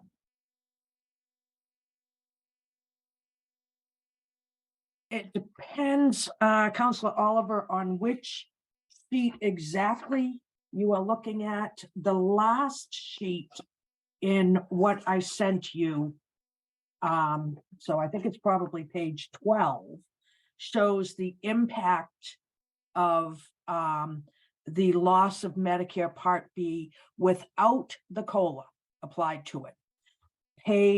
The 4th page strictly shows what the impact is of the COLA. And I believe, I put at the bottom that prepared by Siegel Consulting. I believe this was prepared by Kathy Riley along the way. I did not prepare this document, but it certainly holds true. But in fiscal 27, a retiree would be earning, if the 3 years worth of COLA is implemented, $1,000 a year for 3 years.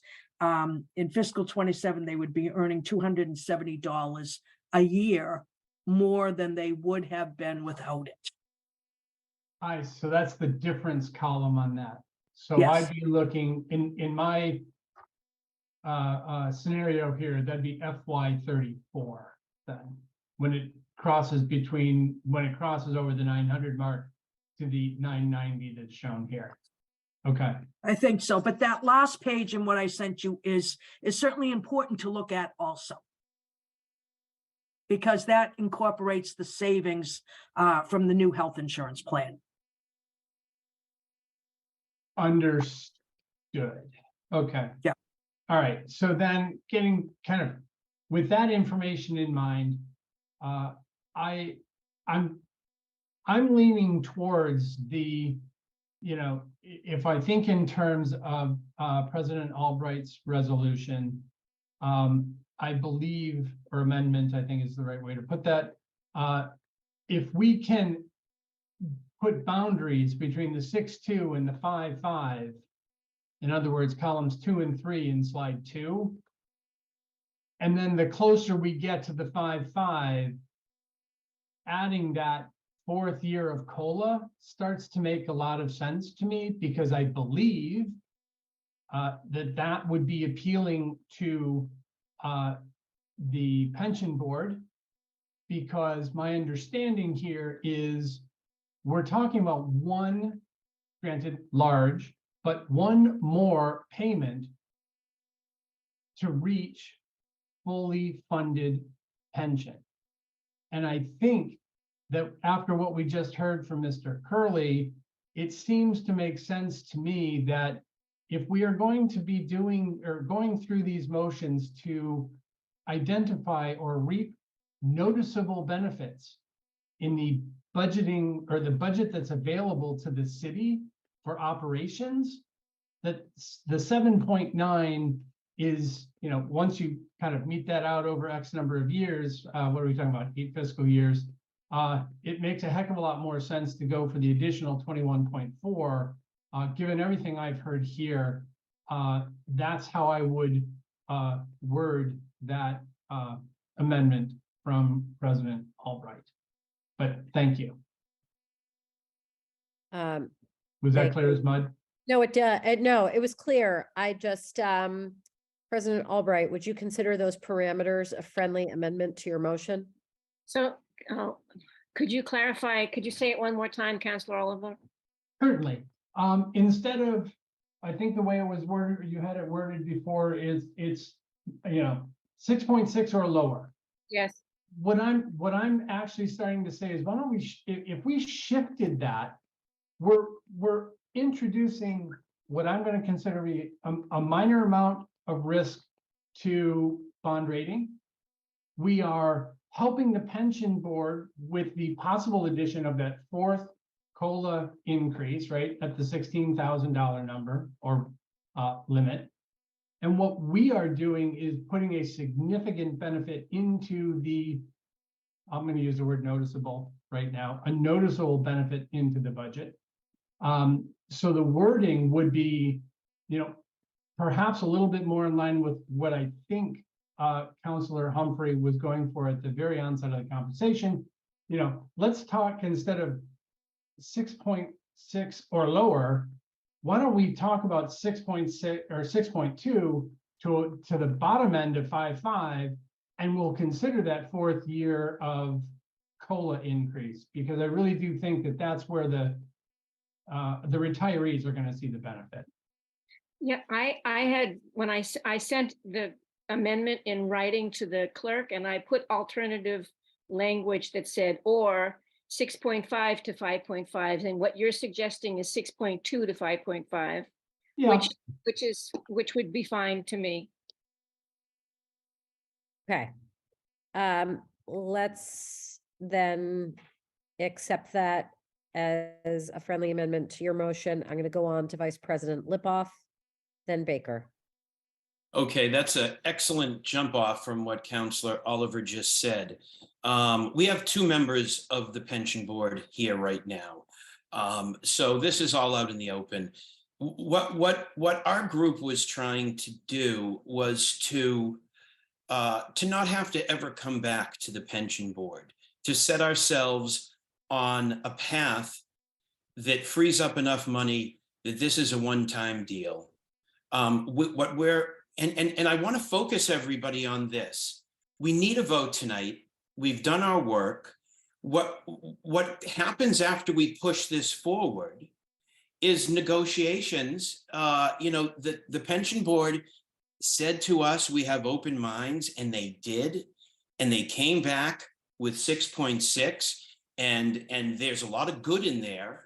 And what our group said was, that's great, but for 8 months, we were trying to get a little bit more to really help our financial situation, staring down that $70 million payment that's not going to be attainable in a few years, that let's do this once and get what we can. And that's why we didn't, the original plan of 6.6 does some good, but in our minds, it wasn't good enough. And it's not up to us to say we need to keep discussing this until we get the right number. Councillor Oliver, it's exactly what I was going to suggest.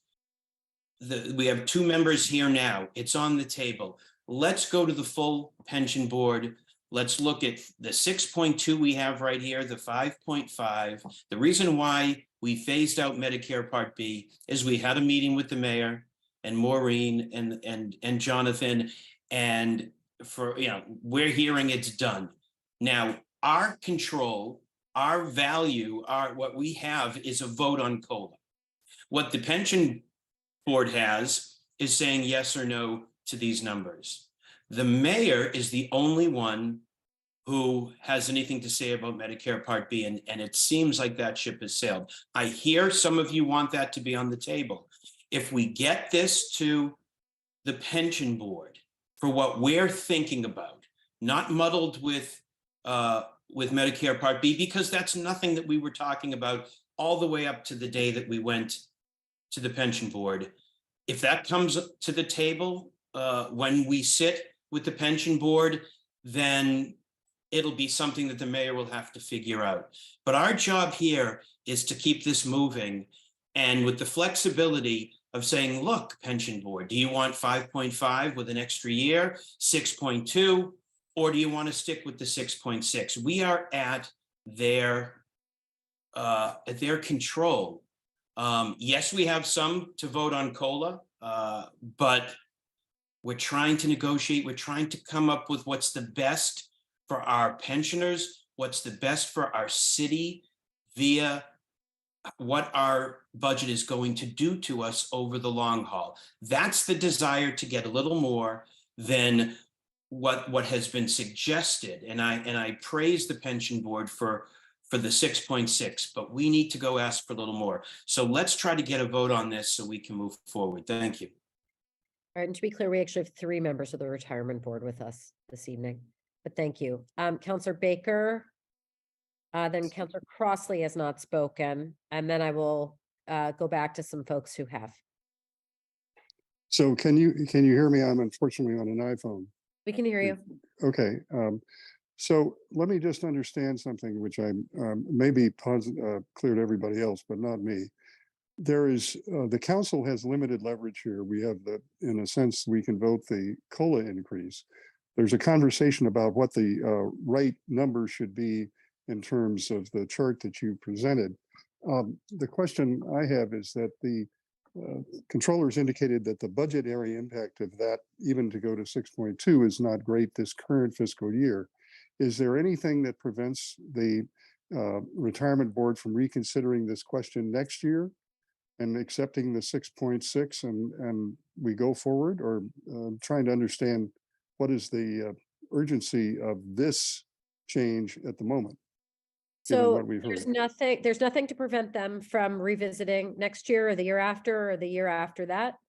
I think the implication has been that making frequent adjustments to the funding schedule over time is not desirable, and having something consistent, reliable, and sort of known in terms of what our approach is going to be.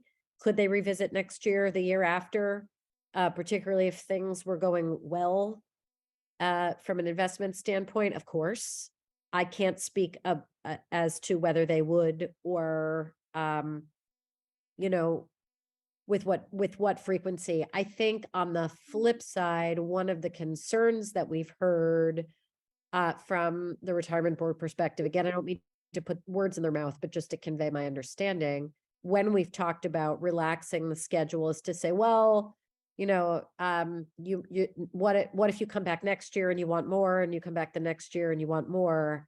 Our group's hope was to try to arrive at something that worked for the long haul so that we don't have to be in that position. Okay. But is there anything preventing it? No. Okay. So the second question just is, you say that we need a vote. Is there, if the President Albright's motion as amended were to be adopted, is that a vote, or does the council have to come back and vote something at another time? I'm a little unclear So about from a what we are. procedural standpoint, President Albright and I were talking about this before, and President Albright, correct me if you think this is wrong. I think ultimately what we would have to do is take a straw vote on her motion to then go use that information to negotiate, hold the item ultimately, so that we can still take it back up in a committee of the whole and report back to you on what they say, to ultimately vote out a final recommendation to the full council. Okay, so I think then I'm going to have to leave the call shortly because of some travel early tomorrow morning, but I'm sympathetic to the idea of going to the 6.2, but I want to recognize that the retirement board has voted the 6.6, and there may not be an opportunity to get something done as much as we would like to this year. But I would support the resolution, the straw vote, if it were to come to vote soon. But I may not be here if that happens. But that's where I am. Thank you. Thank you. Okay, Councillor Crossley. Then we also have not heard from Councillor Lucas. So those are the next two. Councillor Crossley. Thank you. I first want to thank everyone. All the work that has been done here is extraordinary. And we're in an extraordinary situation. But Councillor Lipoff's summary was excellent after all this for me, because we do see that the path that we're on is not sustainable. And at some point, if we are at the 6.6%, which is a great step forward and okay for now, but we're going to be back again. And because we can see so clearly that we're on this path that is not sustainable, why wouldn't we try to come up with another deal? I also appreciate Councillor Oliver's pointing to, so I didn't have a chance to read Ms. Lemieux's work at 4 o'clock today, but pointing to the fact, and I remember from our last meeting that there's a point at which the COLA increase is better for the retiree than the Medicare Part B payment. And it puts us more in line with what other communities are giving, which is probably also a good thing. So I definitely support the motion of President Albright, and I want to thank you too for all the work you've done on this. I guess I'll say for the record that I'd like to find a percent that's going to work for us long term, in which case I'd go lower, down to the 5.5%. It was very impressive to see how this could work with all the different percentages when Mr. Bresky presented this to us first time a few weeks ago. But I think the 6.2% works better as well. I have also to say though, folks said this last time, we couldn't be in this position to have this conversation and dicker over these adjustments if this huge effort had not been undertaken by our current mayor when she was a city councilor, and the finance committee and the Warren administration, a little less than a decade ago. And I really appreciate that we're at this point, at least, we've taken on a burden that our forebears handed to us. And it's a really tough situation that we're in. But part of kicking the can down the road was not paying the pension in order to balance the budget and not ask for overrides. Part of it was not investing properly, as others have said, in our city infrastructure, which is now costing us a great deal to come out of that hole too. There just isn't enough money. And even here, even if we do this, it doesn't fix the basic underlying issue that we have, this totally arbitrary and totally ridiculously low limit on what we're allowed to raise for revenue every year because of Proposition 2.5. That's the root of the problem. Along with, other communities who pass regular small overrides have recognized that and recognize that if they want to continue to provide the quality of service their residents expect, that it requires that understanding. And we simply have to find a way to help our residents understand this complex puzzle that we have to solve on a long-term basis. But that's enough. So I support the motion, and I hope the retirement board will seriously consider reducing the percent. Thank you. Okay, I've got Counselor Lucas, then Norton, who haven't spoken yet. Counselor Baker, I'm assuming that's a residual hand. So if you're done speaking, if you could take it down, that would be helpful. Leave it up if you still have something you want to say. Then I've got Counselor Kalis. And after that, I'm hoping we can arrive at a vote, followed by a brief recess before we go to our free cash items. Counselor Lucas, then Norton. Thank you, Madam Chair, and thank you to all who have presented materials here tonight and have spoken before me. This has been a very interesting conversation. I am inclined to support President Albright's plan. And I think 5.5 is probably the right way to go. I am looking at the table that Ms. Lemieux sent us earlier about other cities and towns and their bond ratings. And I see Belmont's at 4%, I see Concord's at 2%, Wellesley is at 3%. And I see Nantucket County is at 5.8%. So going down to 5.5% and still maintaining the triple A bond rating, excuse me, I think is still in play. I think we can still maintain it. 5.5 seems like the right way to go. And thank you to all who have spoken earlier. That's all I have. Thank you, Counselor Norton. Thank you, Madam Chair. So I have supported and was public about supporting Mr. Bresky's original with the working group's original plan of postponing the pay down of our pension obligation by 2 years in order to free up more funding than would have been made available by the operating override.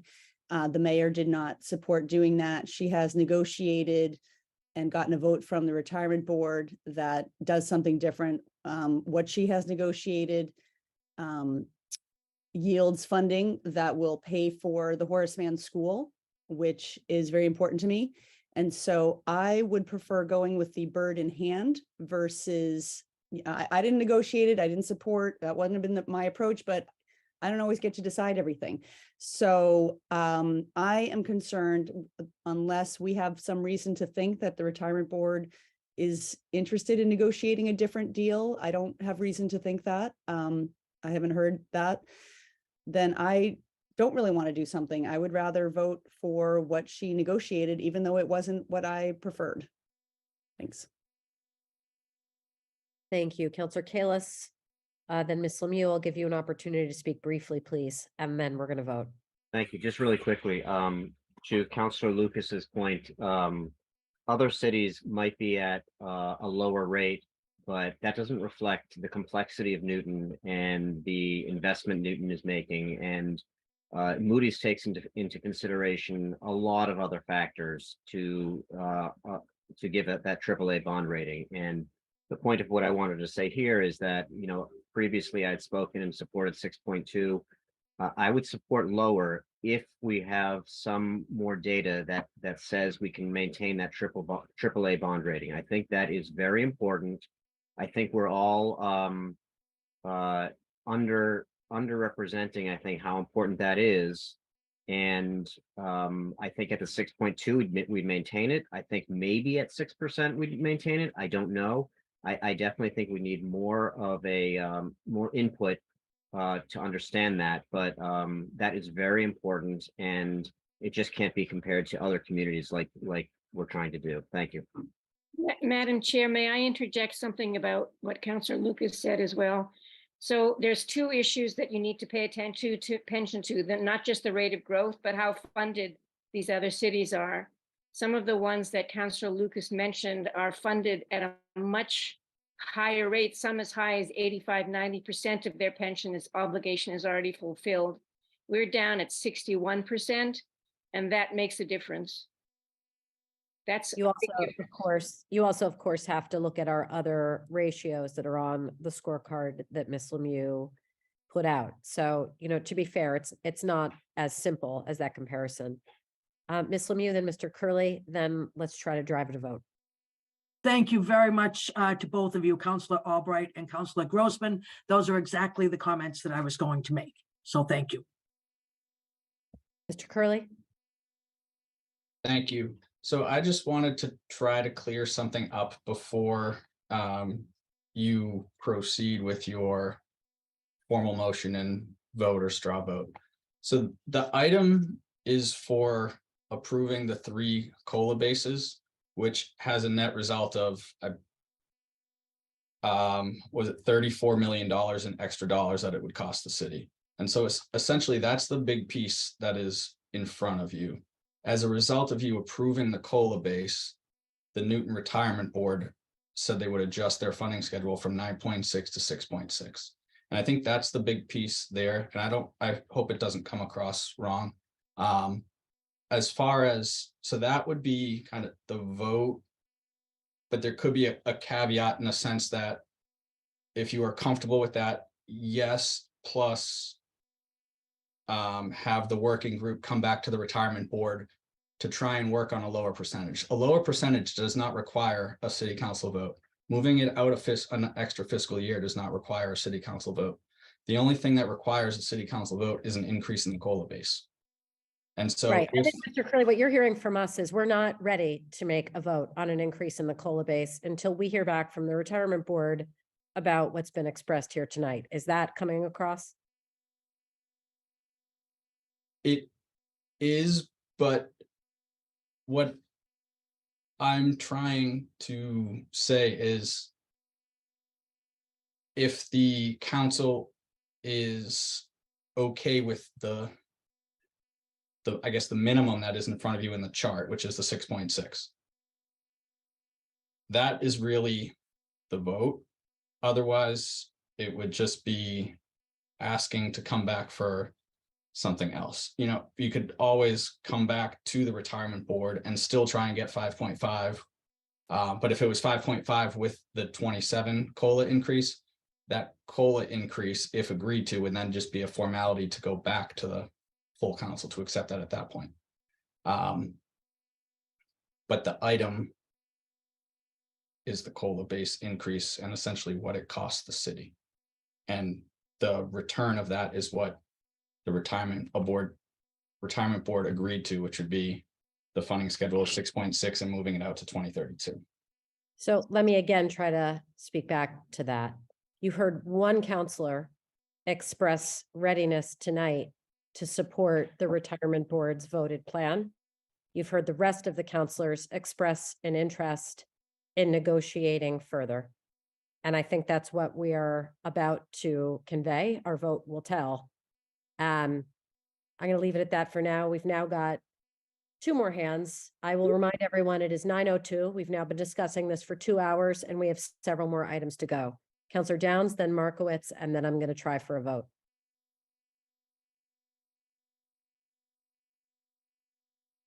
Counselor Downs? Sorry, I have a procedural question. Are we going to first take a straw vote on, assuming that the amendment passes, that we give direction to the leadership as to what range we're comfortable with?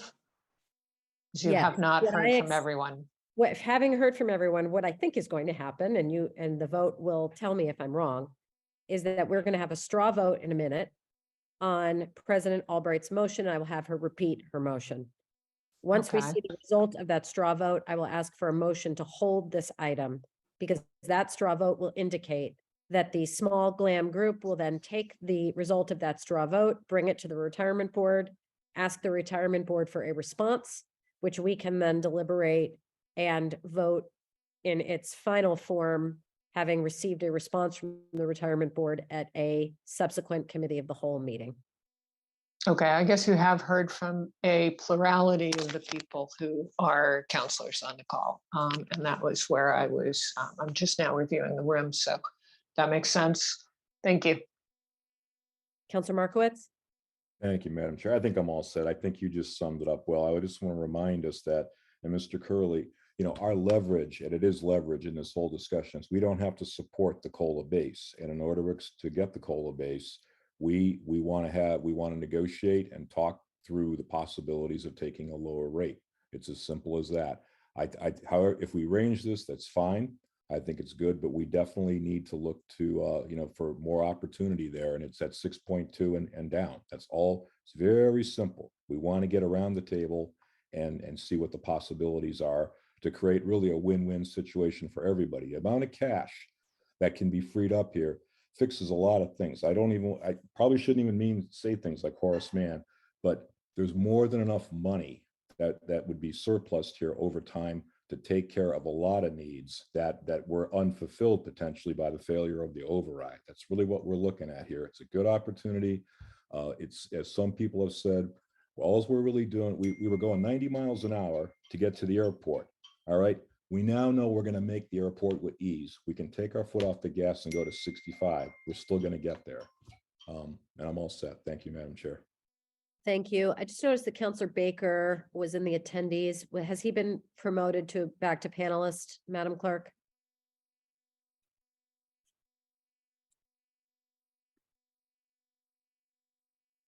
Okay, I don't see him anymore, so he may not be No. on it. I'll double, as soon as I stop sharing, I can find the participant list here. Hold on. All right. So at this point, I'm going to call for a straw vote on President Albright's motion. President Albright, can you repeat your motion, please? Madam Clerk, I sent the motion to the clerk. Madam Clerk, could you just put it up on the screen for us? Yes. I hope I spelled everything right.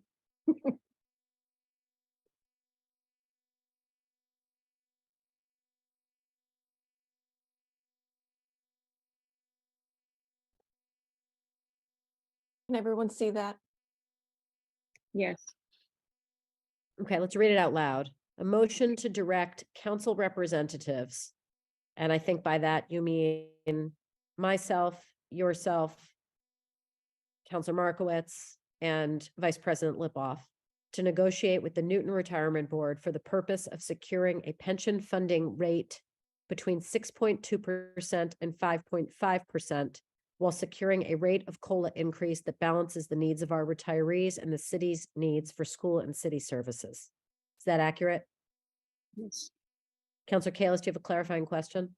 I wonder if the president would take a friendly amendment to somehow put in there and to maintain at our best ability the Moody's AAA rating. I think that's a fine idea. I mean, it's not within our purview to talk to Moody's. I know it's just a matter of making sure that it's thought about, because without it in there, it's just not even considered. And I just think it's so important. I'm fine with putting it somewhere. Balance the needs of our retirees, the city, sir, and to And our Moody's rating. and our Moody's rating. I guess that would be How about fine. having a comma at the end and say while assuring we maintain our. Or attempting to. Here, folks, I just want to give one caveat to that. In doing so, this is not a knock in any way on the administration, but in doing so, you're placing the decision back in the hands of the administration, because they're the only ones who can have the conversation with Moody's and report back as to what that's going to mean.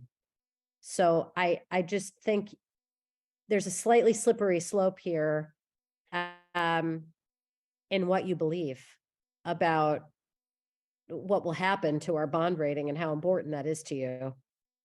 I just want to point that out to people, because it's not something that we can control. Right. And it's, in order for us to evaluate a response on that question, requires a leap of faith in the information you're being given and who the speaker is. I wasn't going to say this, but I think I will anyway. When we met with the mayor and Ms. Lemieux at the 9.6 level back in the fall, we were told then that anything less than 9.6 would injure our Moody's rating. So we don't know what will injure the Moody's rating. It's obviously not 9.6 anymore. Now it's 6.6. So we don't have the answer to that. I've got 3 more hands. I'm going to ask people to go quickly. Councillor Danberg, then Laredo. Thank you, Madam Chair. Councillor Kalis kind of took the words out of my mouth. I was very interested in knowing what happens to the Moody's rating. So perhaps we could say, instead of while maintaining the Moody's rating of AAA, while understanding what happens to the Moody's rating, because I would like to know that. Councillor Laredo, then Gentile. And I'll come back to you at the end, President Albright.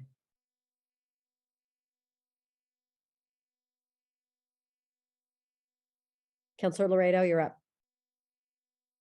Sorry, thank you, Madam Chair. While I appreciate Councilor Kalis's desire to consider the AAA rating, and I actually personally believe it is important indeed, perhaps very important, not just for our finances generally, although I think there's a lot of play between what Ms. Lemieux estimates and what school committee member Bresky estimates as to the effect of it. There's a political aspect of it as well. But with that said, I think the sentiment is there, but I do not think in these negotiations, we ought to be dependent on the administration, number one. And number two, we do not know, for exactly the reasons President Albright just said, what Moody's is going to do. That's in some ways speculation. So I would oppose the amendment. I don't think we need it. I think we've made our sentiments very clear. And finally, we are going to approve whatever's done here. That's clear. So it's a negotiation, but the final approval comes back to us. And if we don't like the results, we vote it down. So I'd leave it as is. I'm prepared to vote for it. Thank you. Counselor Gentile?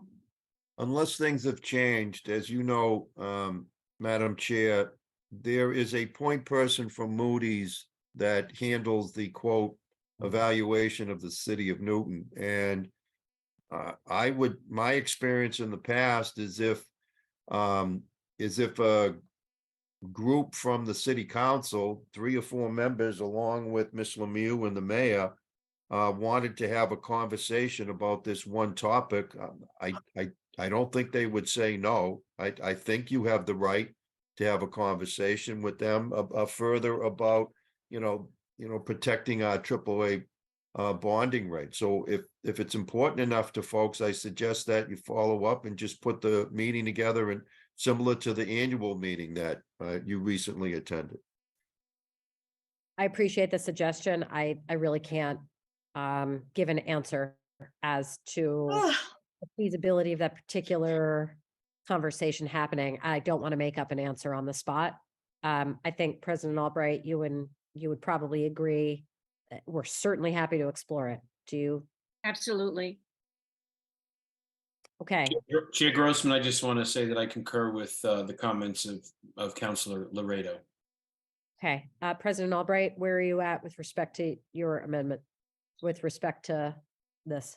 I think I would like to take Councilor Gentile's suggestion to heart and have us speak with the mayor about a conversation with Moody's and leave this amendment as it is. Councilor Malachy and Danberg, and I'm going to ask you both please to be brief. I really don't mean to be short with people. I am just trying to get to the rest of our items, which are very important. Councilor Malachy, then Danberg. Yeah, just a friendly amendment, just in the interest of clarity for the public. We all know what you mean by no greater than 6.6%, but maybe just say a pension funding rate of increase no greater than 6.6%. Thanks. Well, it's been amended. That's crossed out. Maybe you can't see it. No, it's just the word rate there. It says pension funding rate. Rate of increase as opposed to rate. What does rate mean by itself? Rate of increase would be fine. Okay, thank you. Councilor Danberg? Yeah, I am okay with having a conversation with the mayor's office, if need be, on how it affects the Moody's rating. So I withdraw my suggestion that we put it, that we make it a part of this item. Okay, thank you. All right. I think we are at the moment for our straw vote. I'm going to ask that, and Councilor Danberg, could you just take your virtual hand down a second? Because I'm going to ask people to vote with their virtual hands. All those in favor on a straw vote basis of this motion that is before us, if you could please raise your virtual hand. And Madam Clerk, please let me know when you have that recorded.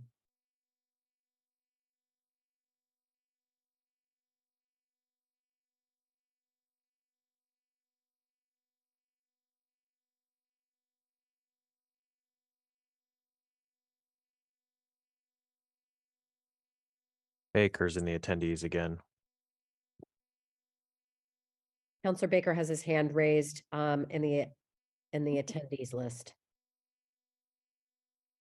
Thank you. I'm good. Okay, everyone, please put your virtual hands down.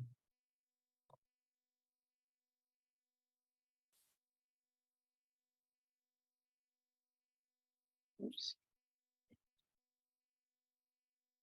Two more need to go down.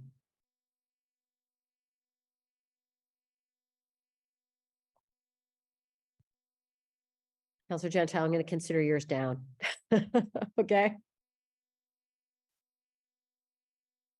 All right. All those opposed to to President Albright's motion, please raise your virtual hand.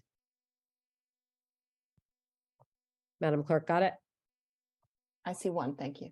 Okay, and then abstentions. Okay, that is on a straw vote basis. Madam Clerk, can you just read out the numbers, please? I have 20 yays, 1 nay, and 0 abstentions. And then how many absent? Oh dear, let's see, That was 3. 3 absent. 3. Okay, very good. I'm now going to ask for a motion to hold this item. So moved. Moved by Counselor Kalis. President Albright, did you want to comment on that? No. Okay, we're going to do this on voice. All those in favor of hold, please say aye. Aye. Any opposed? Any abstentions? Okay, that item is held. Can I have a motion for a 2-minute recess, please? So moved. Okay, all those in favor say aye. Aye. Opposed or abstentions? To those of you who joined us for this item and to those of you who've put a lot of work into that item, I appreciate it. We're going to have a recess now. We will be back. It's 9:17. Let's call it 9:20. We will pick up our next item. Thank you.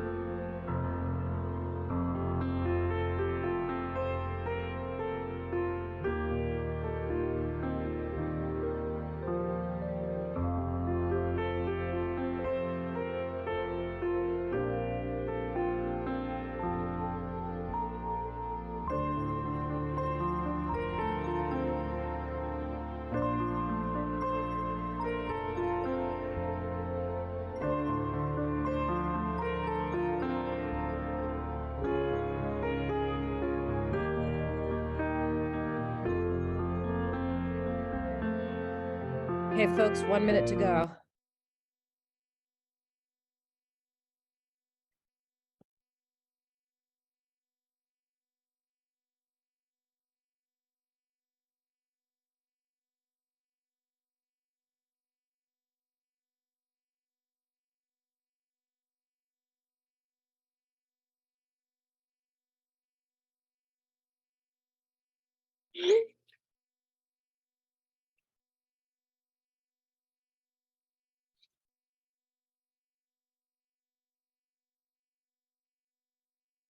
All right, it's 9:20. If folks could rejoin, please. gonna get the other items back up on my screen here.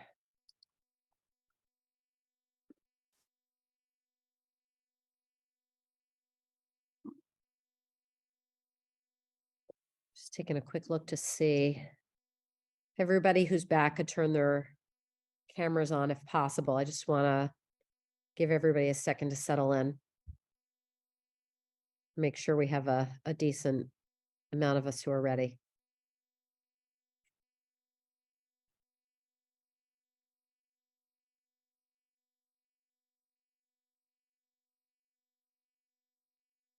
Okay, I'm going to get started.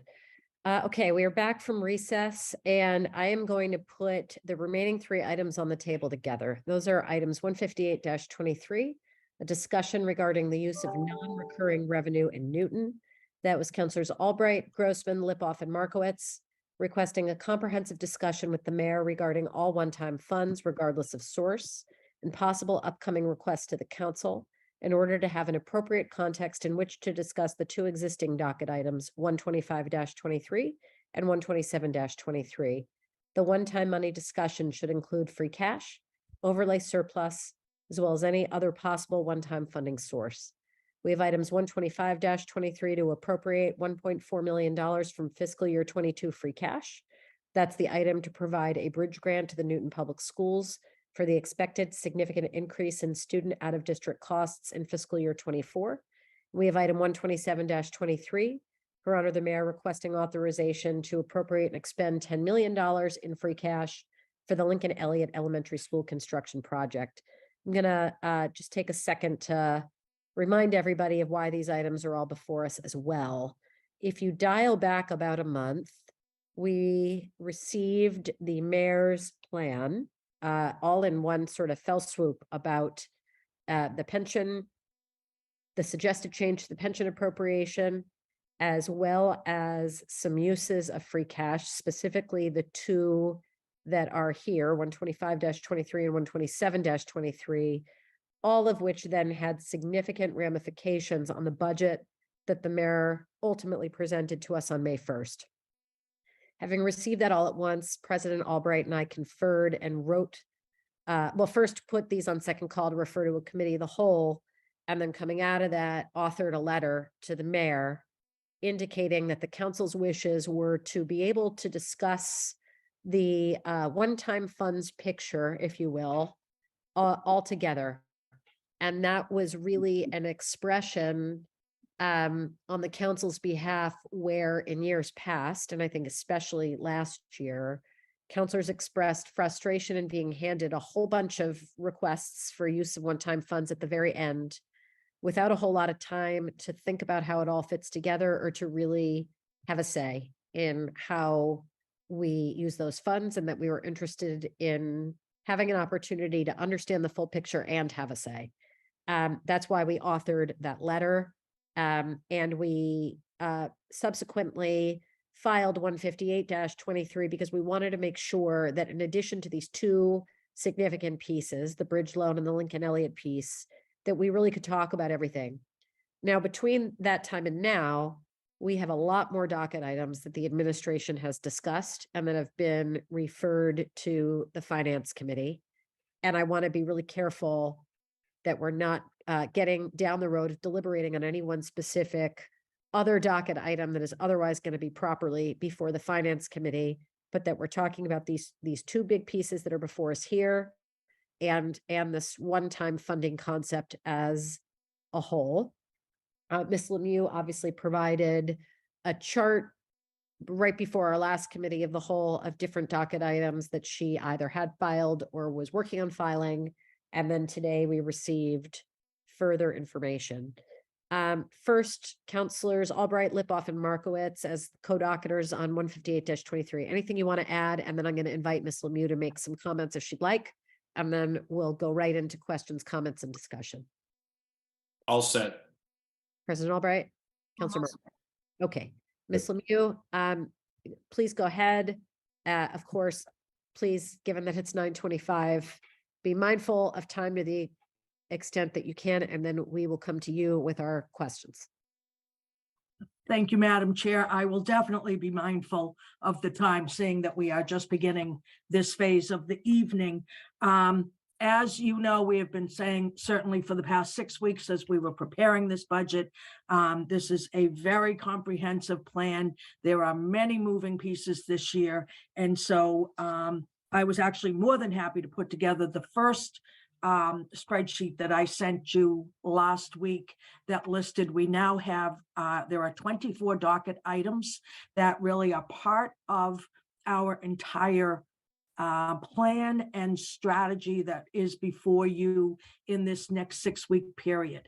Some of these items are items that we need to more or less close out fiscal 23. One item in particular last year that I think people were frustrated with was the fact that we didn't actually docket the fire overtime item so that you had it in front of you while you were considering the budget. So this year, what I have tried to do is place everything in front of you. There are actually still 4 more items that we have stamped in with the clerk. They will be on your docket this coming Monday.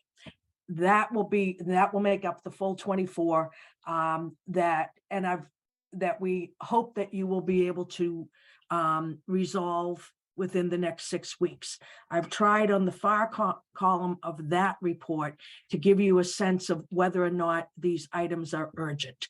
Many of them we need by the end of we really need them all by the end of the fiscal year, one way or the other. However, they are disposed of. Several of them we need in the month of May. But I think that's only 4 or 5 items. So I really tried to be very mindful when I put these projected dates of when we need them. Things that go with the FY24 budget as we presented it. I have used June 15th as the date because that's the date by which you have to have passed the budget. So anything that's really an FY24 budget item, I believe we need to have had you dispose of them before you actually pass the budget, would be my expectation. As I said, this is all very comprehensive. Our key thoughts were to use several different strategies to do what we could to assist the Newton Public Schools after the result of the override.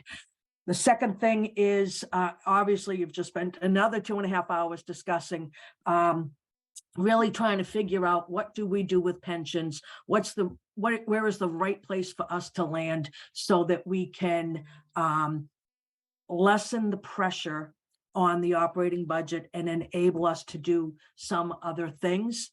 And then the third strategy is, because we came to you recommending that 6.6% annual increase in the pension appropriation, we are also coming to you with a 3-year plan. If you notice, we were focused on 3 years, 3 years for the COLA, also a 3-year plan to add to the rainy day fund to bring it up to 6%. You know, I've been saying Moody's feels that our reserves are low. And so if we are pushing the pension year out to fiscal 2032, we thought it would be prudent to raise our rainy day fund from 5% to 6%. And so that is specifically why the rainy day fund docket items are in this package. So that's what the first spreadsheet is.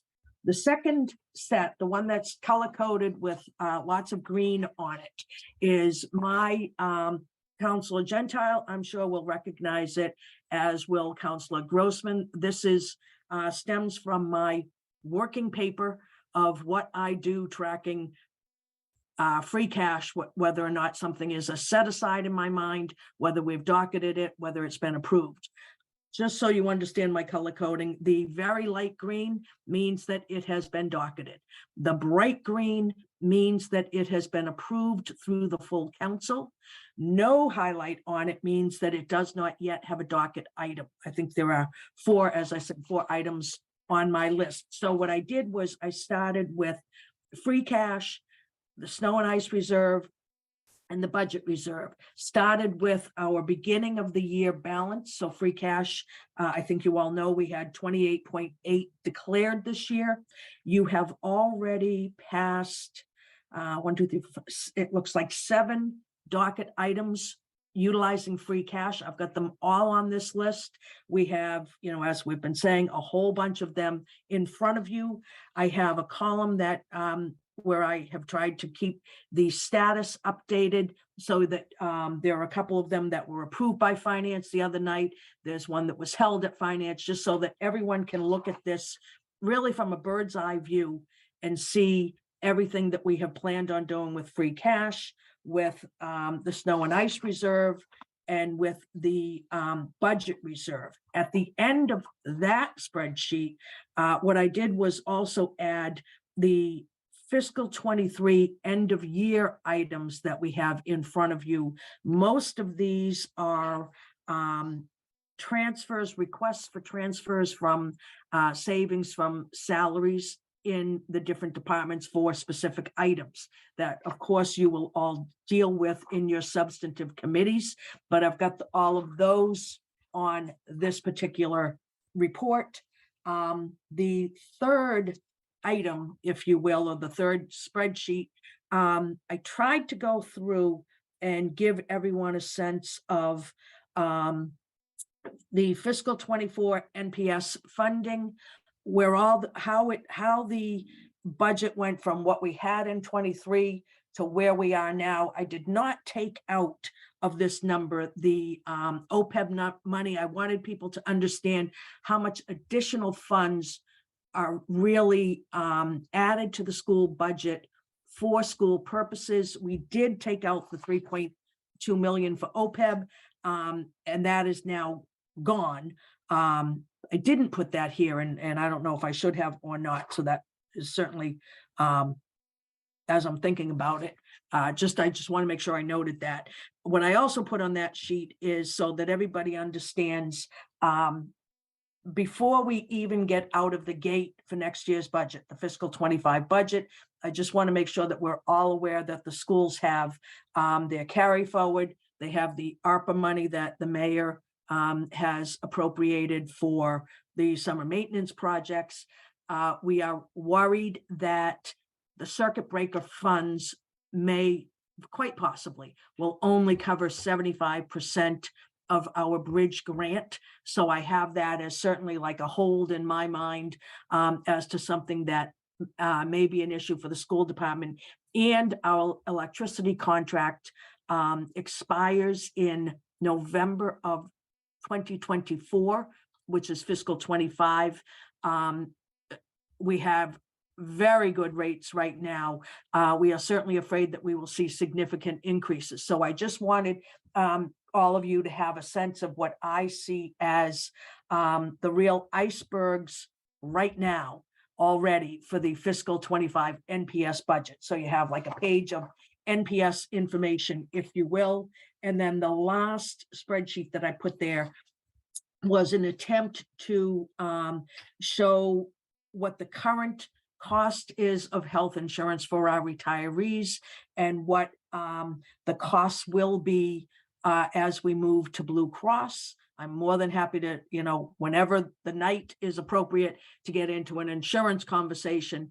But I put that there so that people will see, at least in this 5-year window, what the impact is of moving to Blue Cross and the elimination of the Medicare Part B. I did not put I didn't want to muddy the waters with the COLA as part of this form. This was strictly the health insurance decisions that we've made to this point. So I hope that was fast enough in the sense I'm more than happy to answer any questions, but to give you just a brief overview of what I tried to put together for you.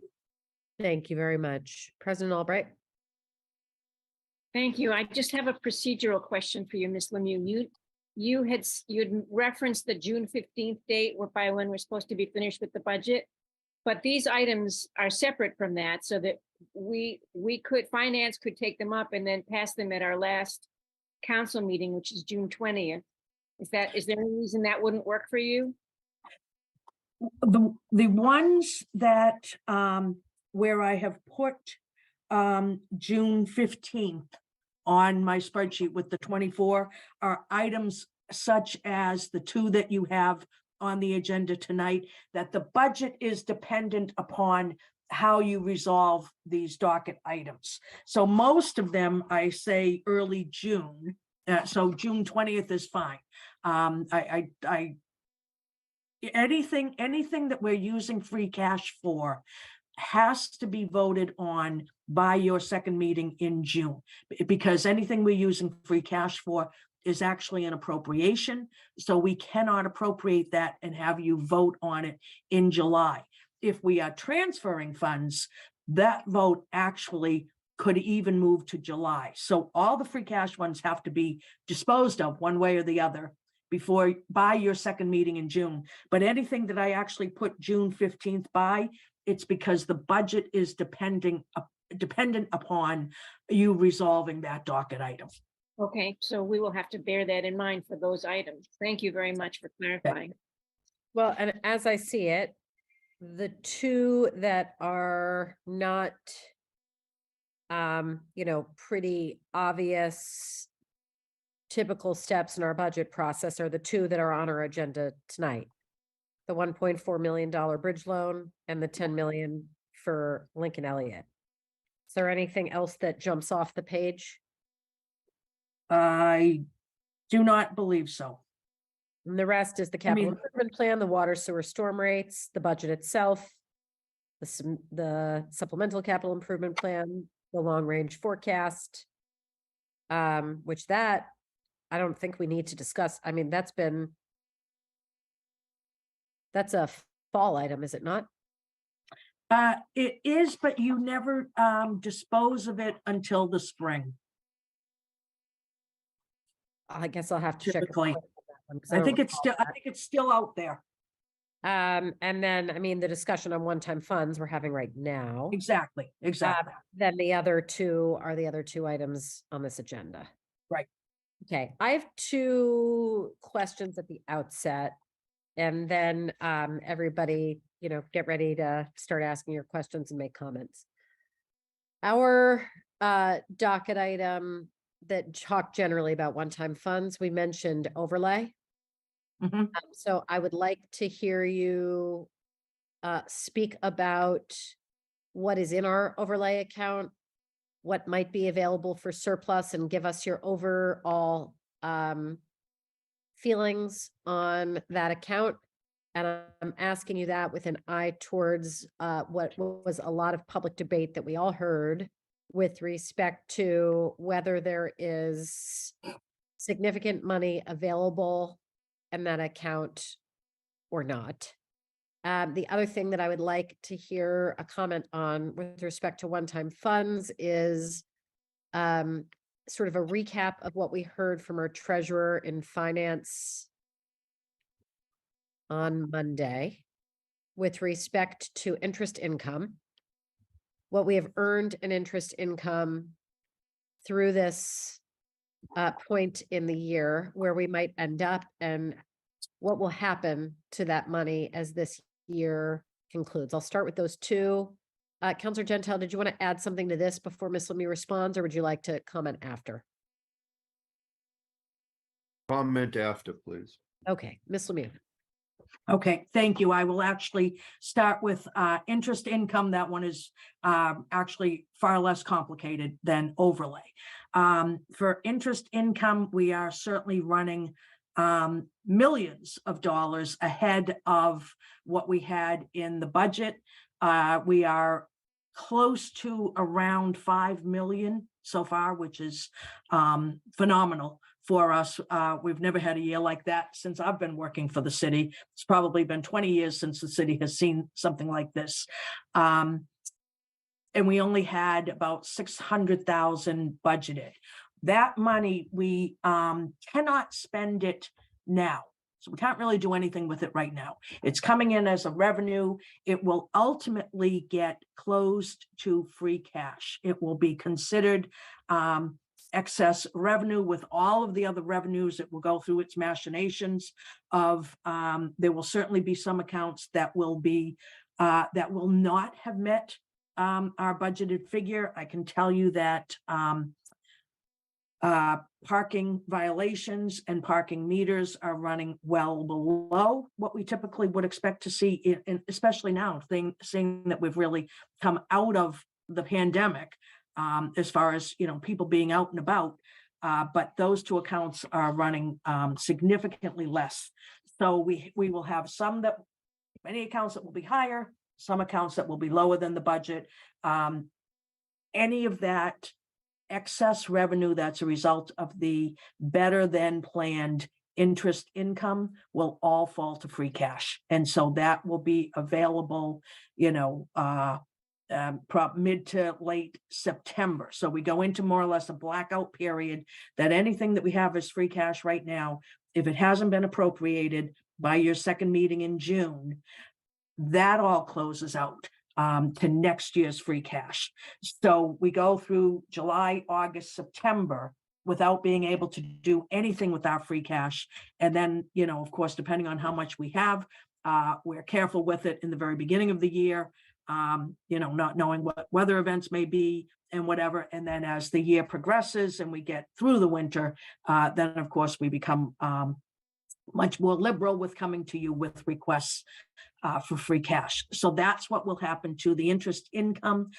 It'll be treated really the same as every other account where we may have a surplus. The other area where we should have a significant surplus will be in ISD, in the building permits. So even though we know that we have had, and I adjusted the new growth number in the fiscal 24 budget for our permits and new growth, I've adjusted them a little bit because we know that in calendar 22, we had fewer permits than we had in the year prior, and the value of the permits was slightly less than it had been in the year prior. So we're certainly very watchful of whether or not we're going into a recession, but at least for fiscal 23, we can expect that our interest income and our building permit revenues will both be significantly higher than we expected. They'll all drop to free cash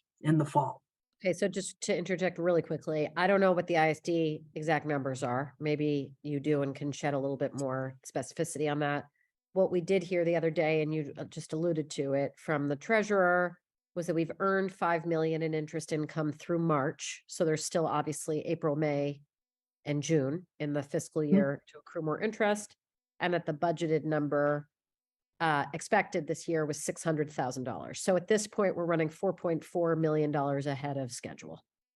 Obviously, understand yes. that there are other areas of the budget where we're running behind what was budgeted. Exactly. Okay. And can you give more specificity to the order of magnitude of surplus we might see from ISD? I have not looked at it in the past several weeks, but my guess is that we will be at least in the $3 million range for excess revenue there also. That's an account where I'm typically very conservative. We usually have a significant surplus there. The interest income obviously was a surprise. The added revenues in ISD, I'm always very, very conservative with that account. So I would expect we will have another, solid, my guess is 3 million or so in ISD. So it'll be substantial as well. Onto overlay. Overlay is, we have certainly gone back and forth. As you know, we had 31 million as a total in overlay. We have, I think it's 13 million that was already prior potential abatements, prior potential cases that we could lose. Eversource is obviously still out there. Eversource has been going on since 2012. Since they paid us, which was just about a year ago right now, we have accrued a potential liability of $1 million in interest that we would owe them if we lose. So they paid us 12, I think it was 12.6 million a year ago. If we were to lose that today, we would owe them 13.6 million. All of their money is accruing at 8% interest.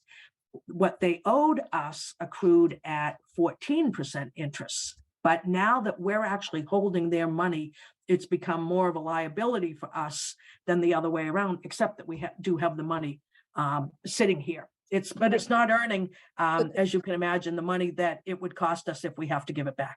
So if we lost today and we owed them 13.6 million, is that Yes. all money out of overlay, or would we pay 4.6 million out of the account we set aside last year? We would pay 4.6 out of the interest account that we set aside. So the difference is that there's $1 million now. There's been new legislation that I think was just in the past year, where now we can combine interest and the principal that would be due on abatements. Prior to that, we couldn't. And so that's why we had that interest-bearing account. We can combine it now. So, over the next few years, if Eversource doesn't settle sometime soon, it would be my expectation that each year we would just add another $1 million from, what we've set aside in overlay to that potential without coming to you and adding $1 million to that interest account.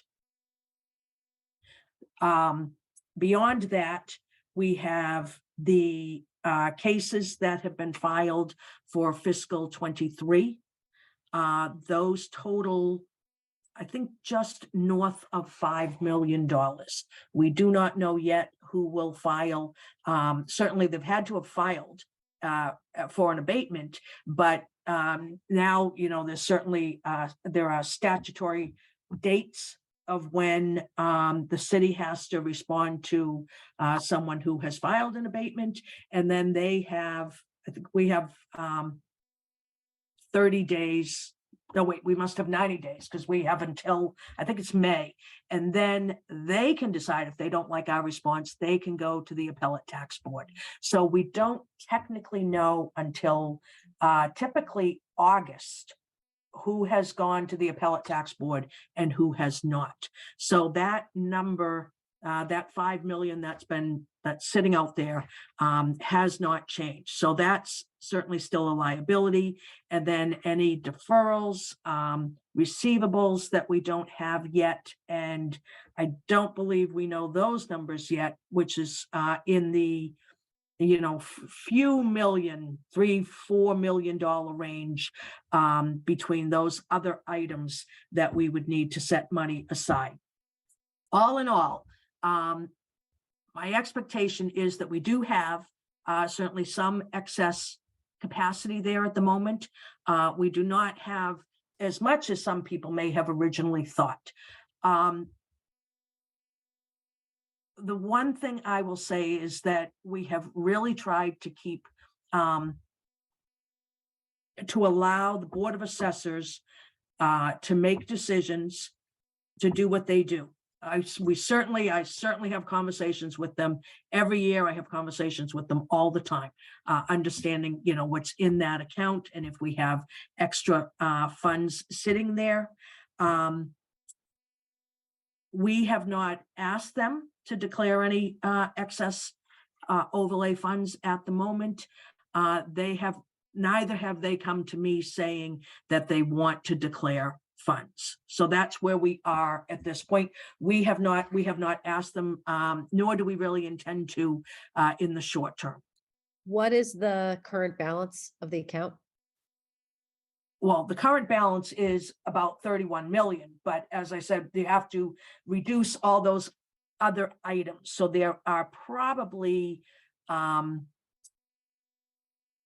20-ish million of potential liabilities, maybe even a couple million over 20. Could be 21. And the actual balance of the account is actually closer to 32, isn't it? I don't know what the actual balance is. Mr. Curley, do you know? 31 something. 31.6. Oh, okay. So in the middle. Fair to say, though, there's a range in terms. There's a range. of There is a range. Absolutely fair to say. those funds there. Okay, Counselor Gentile. So a big part in making, at least for me, in making decisions on how to spend free cash, and we have a number of requests in front of us, comes down to how much we have available in free cash, and that brings me to overlay surplus. That $31.6 million, I would venture to say, is the highest amount we have ever had in the overlay surplus account. And we have not requested the assessor to declare money surplus in over 5 years, which tends to be a longer period of time than when we usually ask the assessor to to declare the money surplus. I know people like to keep coming back to the Eversource account, but Eversource has lost every step of the way. They've lost in Boston, they've lost out in the western part of the state. And I think the fact that they've actually paid us money that in the past they haven't paid us is an indication that they don't expect to be winning any suits soon. So we can debate all of that.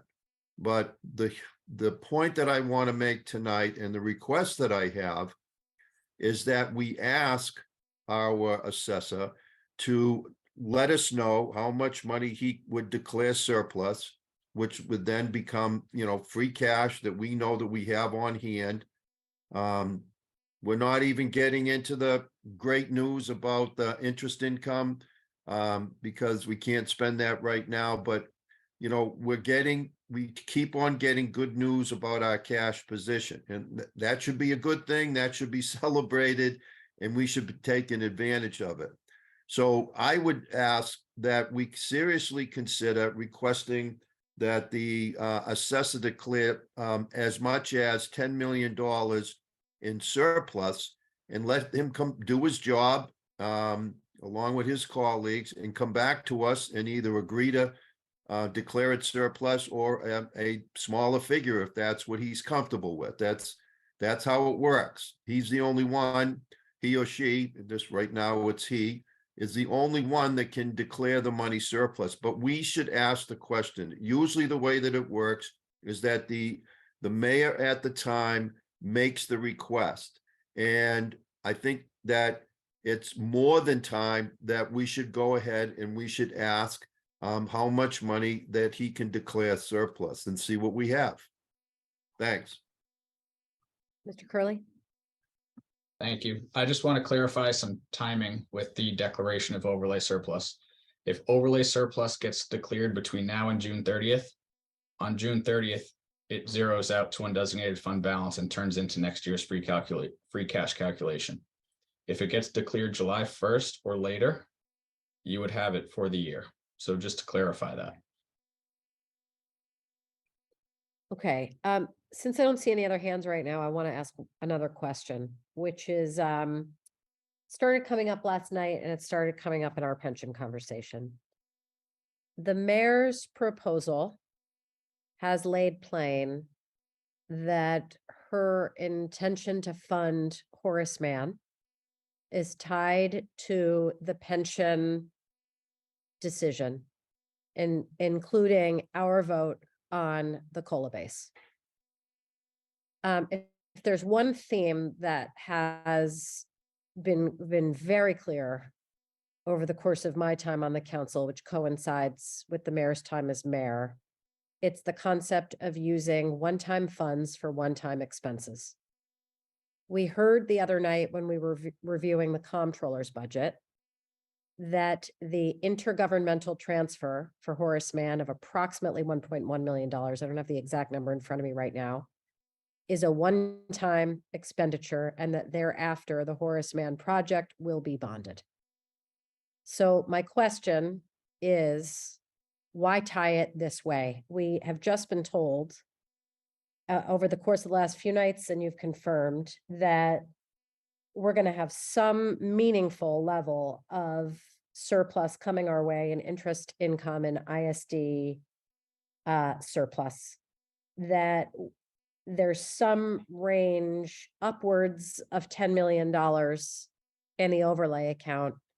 And we've seen the spreadsheet of free cash, which still sets aside $5 million unspoken for.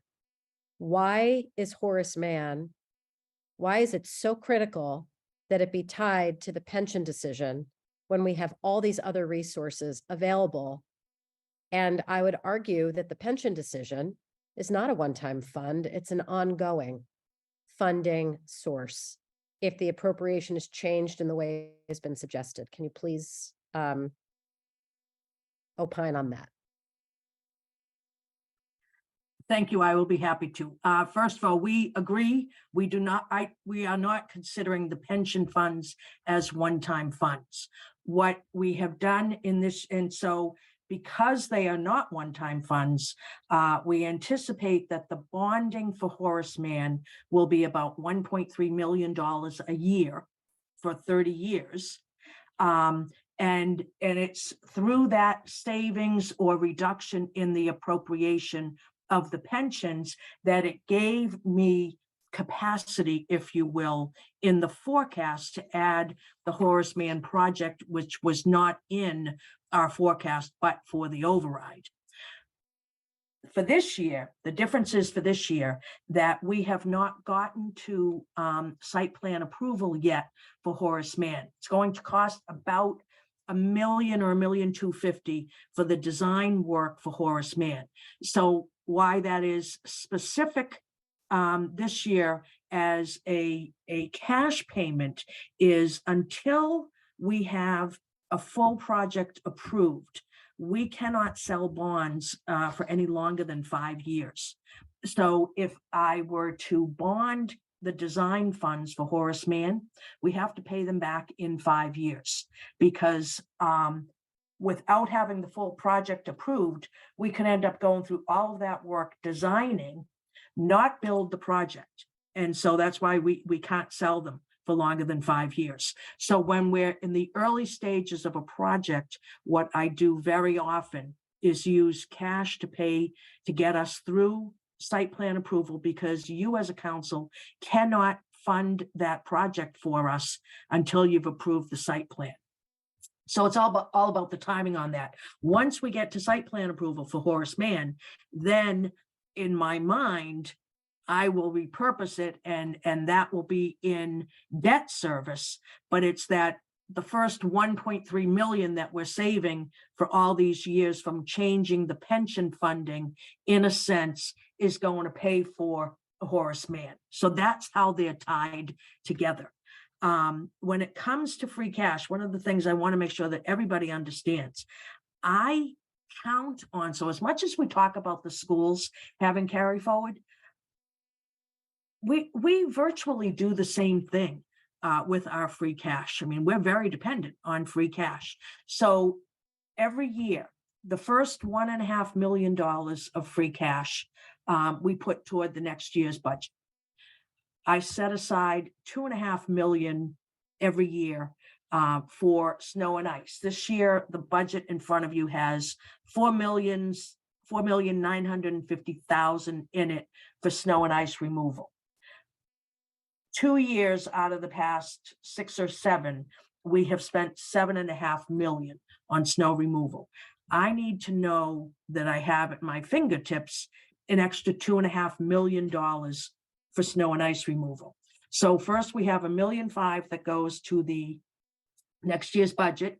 We have $2.5 million that I have to set aside for snow and ice. We have different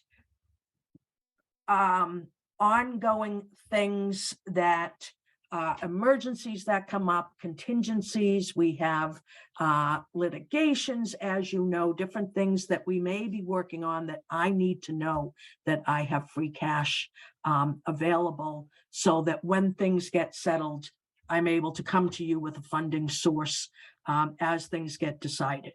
So there is a need for every other year. Now, this year, you'll notice there is not, I'm happy to say, a docket item looking to move what is typically close to $1 million into the rainy day fund to maintain our 5% funding. We are earning enough money this year. So we had a $20 million increase in the budget to get us to 5%. To maintain the 5%, we needed to have an extra $1 million added to rainy day. Typically, over the last several years, I've counted that as something I've needed free cash for. This year, we didn't need it because we've been doing so well on the interest. Where we'll land next year is anyone's guess, but my hope is that we will certainly continue to have good interest rates long enough. So that won't be something in the forefront of my mind, but to get us to 6%, we'll need to add about another 1.8 million. This year it's $1,750,000. It'll go up by a little just by the fact that the budget always goes up. So as we're making this climb to 6%, I need money to do that. As you know, we do not have all of the funds put together for our pavement plan. So we get 2.3 million from Chapter 90. We have about 2.3 million in the Public Works Department budget. That's 4.6. Our goal is 9.5 million each year. We've certainly used free cash over these last several years to cobble that money together. The override, had it passed, would have gotten us to a point where we would have had 6 million that we knew, that we had each year. It would have been the 2.3 from Chapter 90, the 2.3 in the budget, and another 1.4. We would have been at 6 million. So I need free cash for paving. This year, and we have done so in the last few years, we've had substantial savings from attrition. So we move, or hopefully we'll be moving the 1.5 million for paving this year. So I've cobbled that money together, but certainly almost every year we've used free cash for some supplement to our paving plan. So all that's to say that the fact that we have extra interest income and extra money right now in our revenues from building permits, I need to start the year with $7-8 million in free cash. Our average has been over the last several years, anywhere between like 12 to 13 has been our average. The funny thing is, Moody's, and this is where I don't agree with them, they don't like to see our free cash number drop. My opinion, and I've said this to them, is if we are fully funding everything that we need to spend in the course of a year, we shouldn't need to have a bunch of free cash, but they're so used to every community relying on free cash that they like to see it. That does not drive me at all. What drives me is making sure that I have the money in the following year to do things. So I hope, I don't know if that answered all of your questions. I know it was lengthy. No, it did. It did, of course. And I think others will have more. And I say this just with tremendous respect for you, the work you've done. I think you have made a tremendous impact on the financial well-being of our city and your tenure with Newton. I hope you know that. I try to tell you often. Thank you. Thank you. Just tremendous respect and admiration for you. With that said, on this Horace Mann piece, I really have some strong opinions. And I feel that we're looking at an amount of money that's got a really nice cushion to it. And as I've watched this project, as it's gone through the public realm, it feels to me like a political tennis ball. And I just don't think that it's fair or right to, I don't have a better word for it than to say, hold it hostage to the pension vote. It seems to me that there is plenty of money to support the Horace Mann project, certainly through the design phase. I I suppose there's an argument to be made on the debt capacity piece, and maybe we can unpack that a little bit more as we go down this, but I just have to express that feeling because I really feel passionately about it. And the other thing I'll say, and then I'll call on other people, is that in light of the conversation we had last night, where we're reducing 17 kindergarten aides and expecting one kindergarten teacher to be able to manage 22 5-year-olds, some of which are definitely going to have meaningful needs. And at times where we're reducing services on the middle school level, I just really question if we're in a position to be more helpful than we are being to help the kids who really need us right now. I'm going to put that out there. I'm going to be quiet for now and call on others. But I just have to express those views. President Albright and then Councilor Laredo. Thank you, Madam Chair. Now, I'm sort of going to pick up where you left off. Is there, and ask the question, is there any reason why we couldn't use free cash to fund the design phase of Horace Mann?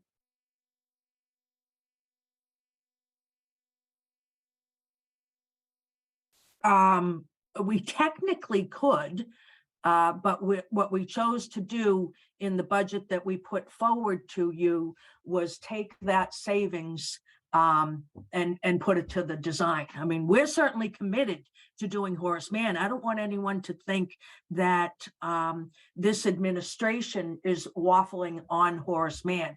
Everything that we've put in front of you is absolutely a commitment to Horace Mann.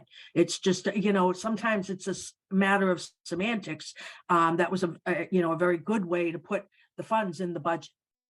So, it's not a matter of there not being a commitment to Horace Mann.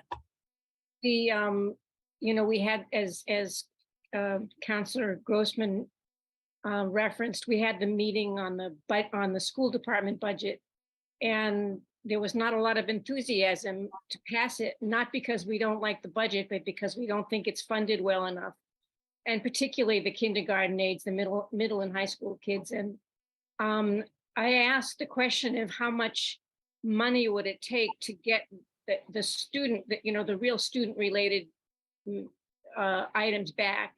And I think now with the Medicare Part B, it's only like $700,000 or $800,000 would make a difference to get the rest of those, the kindergarten aides back and some middle school teachers back.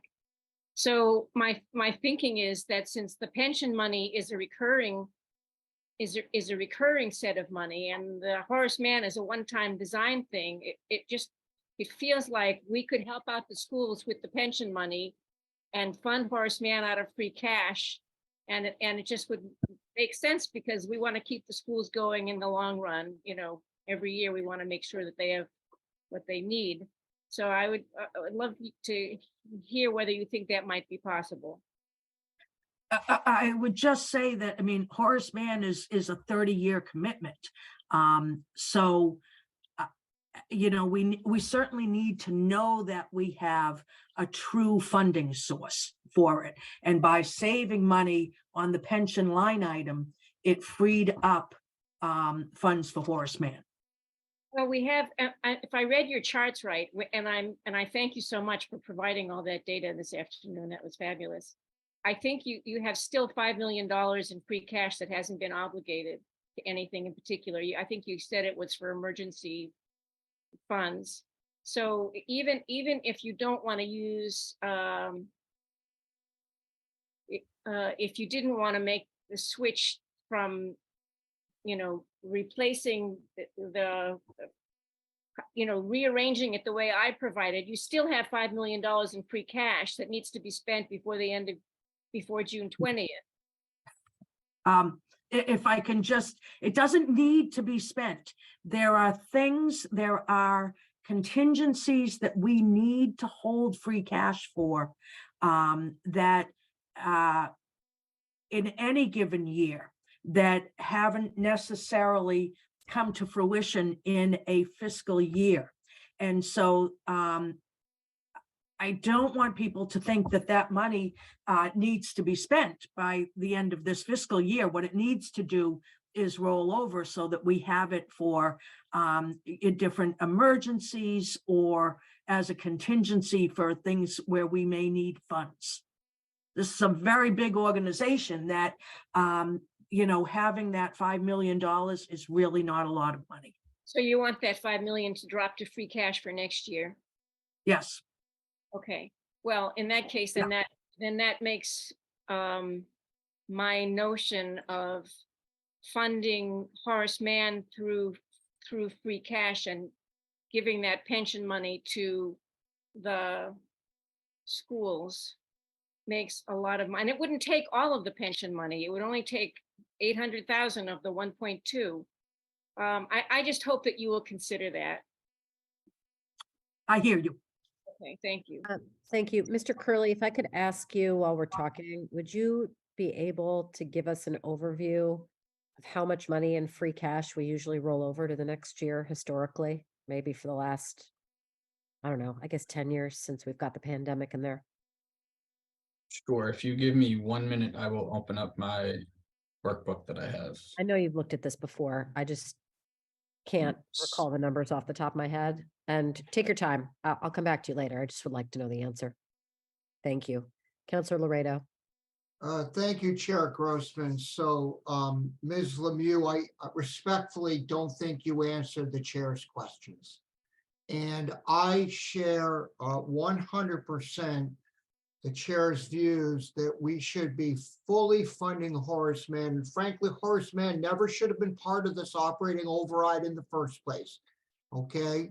It should have been separately bonded as an appropriate project, just like we bond every other school through either regular bonding or debt exclusion overrides. But we didn't do that. And I'm sure there were reasons, some fiscal, some political, that we did not do that. But we have money available here. Your plan talks about taking 10 million of free cash and using it to pay down the Lincoln Elliott bonding, right? That's your plan. You could take that same $10 million and plunk it right down for Horace Mann. And if you don't know exactly how much Horace Mann is going to cost, hold it till you get the plan, and then you have your $10 million. And Councilor Gentile is 100% right about having the Assessor's Department declare some surplus overlay. We have a lot of money there. A tremendous amount of money. We should be prudent with that money.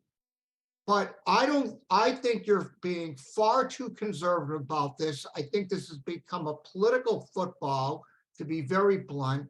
We have the cash to do this. And if we don't have the cash to fund it 100%, then we can bond the remainder of it. Not a big deal for a 17, maybe $20 million project. And, I gotta just also say, you threw tons of numbers at us just now. And you know the math better than probably anybody in the city. I respect that. I've heard you speak lots and lots of times.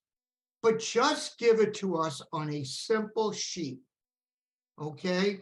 What is in this account? What is in that account? If you are holding back because in your mind, and it sounds like you're making the decisions here for the city, you got to tell us what those decisions are and why you're doing it. And you can't just do it in a rapid fire piecemeal fashion here. Again, not because you don't understand it, you clearly do, but at least for this counselor, I'm not following it. What I am following is that we have a huge amount of money in free cash. We have a huge amount of money in the overlay. We have the ability to pay for Horace Mann, irrespective of the pension money. Irrespective of the pension money, we can fund Horace Mann. And we should not be tying the two together. And that's why we're in the conundrum we are in now with having to have a negotiating team going to the retirement board. We should never have been in that position. So I'm going to ask that before the budget cycle's over, before we vote on anything, that you come back to us with very clear lists, and that there be a request to the assessor to release money from the overlay now. so we know exactly what's there. And I'll leave it at that. Thank you. Counselor Greenberg, then Markowitz. Oh, thank you, Madam Chair. I appreciate my colleagues' comments about Horace Mann. And thank you, Ms. Lemieux, for all the work you've done. You stated that the administration is committed to the Horace Mann project, but I'd like to know if the negotiations with the retirement board fail, will the Horace Mann project be put on hold again, or is there a plan B? Well, it would certainly be my hope that we would be moving forward with, at the very least, the 6.6% annual increase to the pensions. I mean, we have put everything together with that assumption, with the assumption that the retirees will be granted the COLAs. That, you may choose not to do that, but if so, I mean, short of,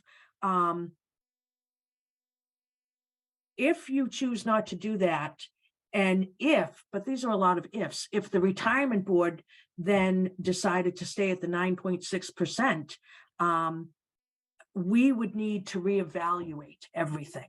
So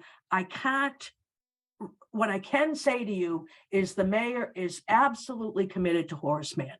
That was, it was clear when we met with all of you following the override. Overwhelmingly, you as a council asked us to try to find a way to make sure that we moved Horace Mann forward. We have brought that forward to you. So, if things change along the way, will I go back to the drawing board and try to figure out how we make that project happen? Absolutely. I don't know what that answer is going to be, but what I want to make sure everybody understands is the mayor is as committed to Horace Mann as every one of you are. It was absolutely like one of our top priorities when the override failed was to figure out how we continue to move that project forward for that community. So I don't have an answer for you for where or how I would find the money, but I want you to know that that's our, we certainly worked very hard to get to where we are right now. What we have brought forward is certainly a plan that includes Horace Mann going forward. Maureen, if I could jump into, we need a permanent source of funding to pay the bonds up for a $23 million project. So that's what our entire plan is based upon. And it could take years if this doesn't come to fruition right now. It could take years to put the plan back together again. Unfortunately, the project would get put on hold during that time period. So it could take a number of years to put it back together again. Unfortunately, we would like to keep moving ahead. That is not our goal, though. Yeah, that's not our goal at all. And we want to keep moving. We want Josh to be able to keep moving forward, get the design back on track. And I mean, we're thinking the addition could be done and the renovations could be done in 26. So 26 or 27. So we would love to keep moving ahead, but we need a permanent source of funds to pay for 30 years to pay off those bonds. So that's what our entire plan is based upon. That would be unfortunate if the It retirement. would be, absolutely. Yeah. Okay, thank you. Thank you, Chair. Thanks. Counselor Markowitz, then Oliver. Thank you, Madam Chair. I hope this is in bounds. I know it's one of the docket items, but it's actually the one that I had the most interest coming into the free cash conversation. And it has to do with the 10 million to reduce the amount of money we're going to bond for Lincoln Elliott. But it ties back to Horace Mann. So, and thank you for everything you have provided to us, Ms. Lemieux. As others have said, I always find a lot of information, a lot of detail. It's well connected and I understand it. The reasoning sometimes, to Councilor Rado's point, somewhat escapes me and I need help there. So I'm going to associate myself with the previous comments he made, but I really just have one question here. So it's $23 million. You know, I believe we're in a position, I hope we're in a position that will do no worse than 6.6%. So there's going to be money made available to help with this. But I don't know that to me, that $10 million being used to, as I understand it, the reason we're doing the $10 million kind of reduction in the amount of bonds we float for Lincoln Elliott is to free up the debt service that we would have to pay otherwise, which was quoted, I believe, at $600,000 a year. That's 6%. Correct. It's kind of a second question, because I understand our last bond placement this year, we got 2.89% on the bonds. So I don't know that I don't, oh, it's total debt service. Okay, I'm sorry. All right. Right, Right. it was Yeah, I'm calculated good. at I'm 4. good. I It's at apologize. I 4%. apologize. I'm getting a little foggy here already. But that 10 million, it's so much free cash. We have so many things here that people are disappointed about that won't come to fruition in the near term because of the failure of the override.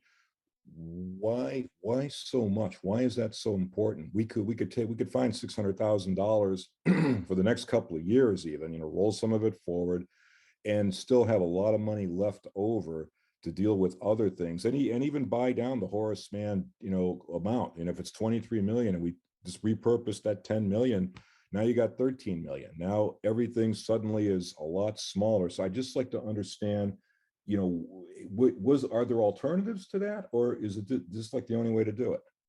So in our opinion, paying down Lincoln Elliott was the best way to do it. So, we've looked at all these different things. Lincoln Elliott, we would be bonding $20 million this year for Lincoln Elliott in the January bond sale. So what we will do is only sell 10 instead. That gave us the opportunity to free up the debt service faster. The whole idea is we've already added the $600,000 to this year's school department budget. We needed, again, a permanent source that's in their base that will increase at 3.5% ad infinitum. And so and in fact, it wasn't even a full 600,000. I think when I did the calculation, I want to say it was either 572 or 582 that it would technically cost us for those bonds. And so we rounded it up to 600,000. We took that 600,000, added it to the base of the NPS budget. If instead we didn't do that and we had to bond the full 20 million this year for Lincoln Elliott, it might be 2 or 3 years before we would get the impact if we were holding it for Horace Mann.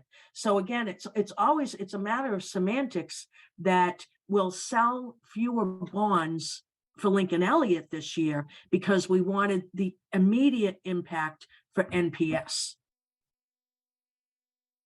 If that helps. So if I held on to it for Horace Mann, we wouldn't have had that $600,000 savings. I would have had to be paying the bonds on Lincoln Elliott. Yeah, but you'd have $10 million that you didn't spend for anything. So you could take 600,000 out of that or do something else with it. It just seems like it's too much of that money, given we're sitting on a lot, but it just seems like a huge amount to put into this one thing when there's so many other options there. I still, I mean, you can talk more to it. I can't get there with it. I don't know that I could even support that, to tell you the truth. I don't want to throw a monkey wrench in the works, but I just think there's another way to do it. I wish I had a quick solution. I'd have to be looking at a bunch of line items, I think, to offer any other suggestions, but it just seems like a lot of money given where we are to put into one thing like that to find $600,000. I don't know if anybody else has, a perspective on that, but I'll rest for now. Thank you, Ms. Lemay. I'll rest for now, Chair. Thank you, Councillor Oliver. Great, thank you, Madam Chair. I only have one kind of reaction. Most of you will find this to be a predictable reaction. All I have heard in this conversation are different opportunities that, for a lot of reasons, fall short of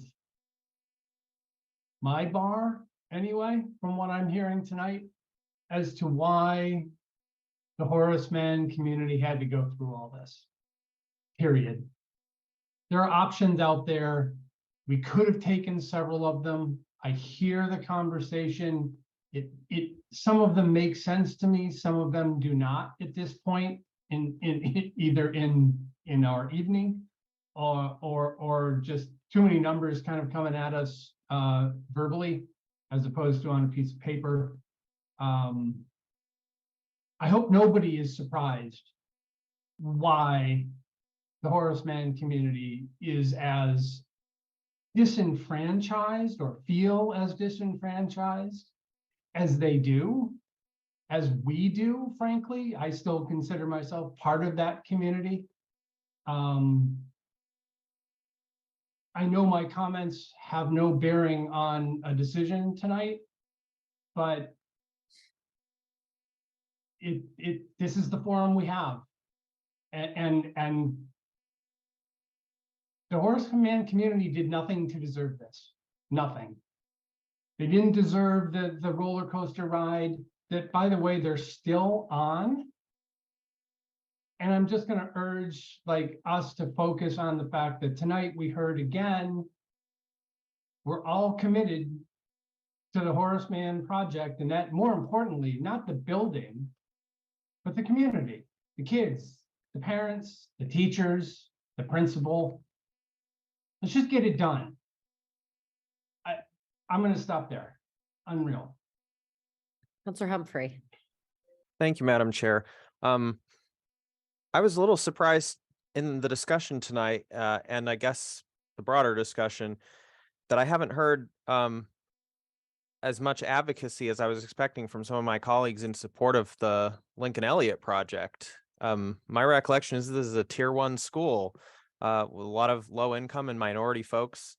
They also have a community. It's obviously not in my ward, so I'm less familiar with it, but they also have a community that cares a lot about their school and deserves to have the school that they were promised. And what we have before us tonight on the docket is a way of helping to pay for that more effectively and free up resources to the rest of the NPS system, which we've already, not we on the council side, but the school committee's already accounted for and planned out the expenditures for and so forth. And obviously I'm supportive of the Horace Mann community and want to get them their project. And that's something we've also been discussing tonight, but I want to make sure we don't lose sight of the Lincoln Elliott project here. And so I'm going to move approval on this use of the free cash, because this is an important way of reducing the amount that we need to borrow on that project to free up more capacity elsewhere for a lot of other things.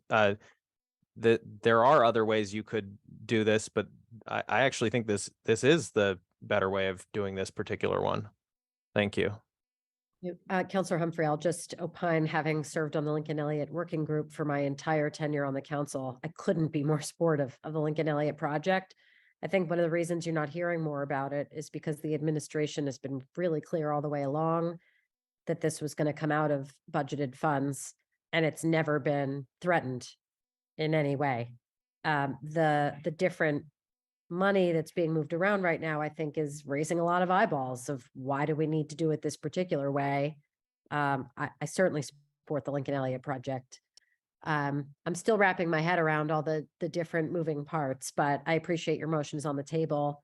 Actually, if I could come back to you later, you made a particularly astute comment a few finance committee meetings ago about our rainy day fund and what purpose it serves in our maintenance of our bond rating. I don't know if you recall that, and if you'd be willing to sort of repeat it here, but I thought it was interesting and astute and might add color to this conversation. If you think about it now, or if I can. Yeah, I can very briefly recap. I mean, first and foremost, essentially, the rainy day fund exists to buy a higher bond rating with the ratings agencies. And I think that Ms. Lemieux agrees with that characterization more or less and has said so as well in discussions. The unfortunate part of that is that it is, it's almost like our apocalypse fund. You know, we're not going to spend the rainy day fund on the known unknowns, because those things we're going to get FEMA relief or whatever that, you know, we saw with the CARES Act and ARPA and things like that. And it's really only going to be sort of a civilizational ending disaster, at which point we would tap into it. And that's unclear how you would get that money out of the bank at that point to be able to use it anyway. So unfortunately, you're kind of locking up a bunch of money in a rainy day fund to get a AAA bond rating, which does have some advantages for borrowing capacity, obviously, as we've discussed earlier tonight. But, you know, that's something that is not entirely within our control, and we have to deal with the institutions as they exist outside of our own democratic control. But I think that was the gist of what I said at that particular meeting. I think essentially, yes. And I've been thinking about it a lot in the veins of the other conversations we've been having tonight, because we've been talking about maintaining our rating. And I just think it's important to recognize that we're being asked in this process to allocate more free cash to an even higher rainy day percentage. And I understand why, but it's essentially a quote unquote cost that we have to, you know, recognize that we're incurring in further service of maintaining a AAA bond rating. So that's why I've been thinking about it and thought it might be useful for you to repeat it here. Thanks. Councillor Laredo, you're next. I'll try to be quick. Ms. Lemieux, have we sold bonds already for the Lincoln Elliott project? I believe we've sold 5 million so far. Okay. And your plan for this $10 million was, rather than to bond the money, to pay cash directly, right? Yes. And I guess I don't understand the difference between just fully bonding Lincoln Elliott and using the same cash for Horace Mann. I mean, it seems to me pure semantics. This is everything we've put in front of you is really a holistic plan. This was to get the $600,000 savings faster so that we could put it into the school department budget. We're not planning on bonding Horace Mann. It'll take a couple of years. It's not designed yet. Whereas in January, we would be going out and selling another 20 million for Lincoln Elliott. This is the fastest, best way to get that 600 so that we have freed it up for the school department. Otherwise we could keep it sitting in free cash, but I would then have to be selling the full 20 million in January. And so we would need that money to pay the debt service instead of taking the first school in the lineup of what I would be bonding, putting the money toward that so that we free the money up for the budget for the school department. Yeah, I guess I'm really not following that, quite honestly. And maybe that's just my ignorance. It seems to me that these are all capital improvements. That's it. And whether you bond them or use one-time funds from free cash to fund those, you know, that's a judgment call depending on everything else. But I think we're moving the pieces of the chessboard around, but at the end of the day, it's just money. And we have the money to do this. And I think, frankly, we're creating unnecessary confusion. Can I say the key? Oh, hold on, Mr. Yo, let him finish, and I'm then happy to recognize you. You may make a decision here that you would rather pay cash for Lincoln Elliott and bond Horace Mann later. I understand that decision-making process, but the presentation is that there's somehow trade-offs, and I just don't agree with that. I'll leave it at that. Thank you. And if I can just, before you recognize Mr. Yo, it's all about the timing of when the money would be available. That's what it's all about. It's not about prioritizing one school over the other. It's actually about prioritizing all of them. So the school department's operating budget, as well as Horace Mann and Lincoln Elliott, it was our way of being able to move all three projects forward. So the operating budget, Horace Mann, and Lincoln Elliott. It's all about the timing. Mr. Yo.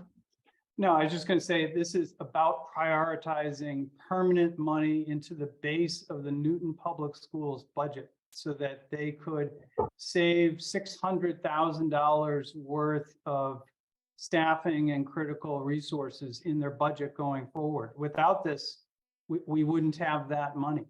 So that is, and the timing, as Maureen has made it very clear, this all works. It is a holistic strategy to help Newton Public Schools and to keep these projects, these important capital projects moving forward.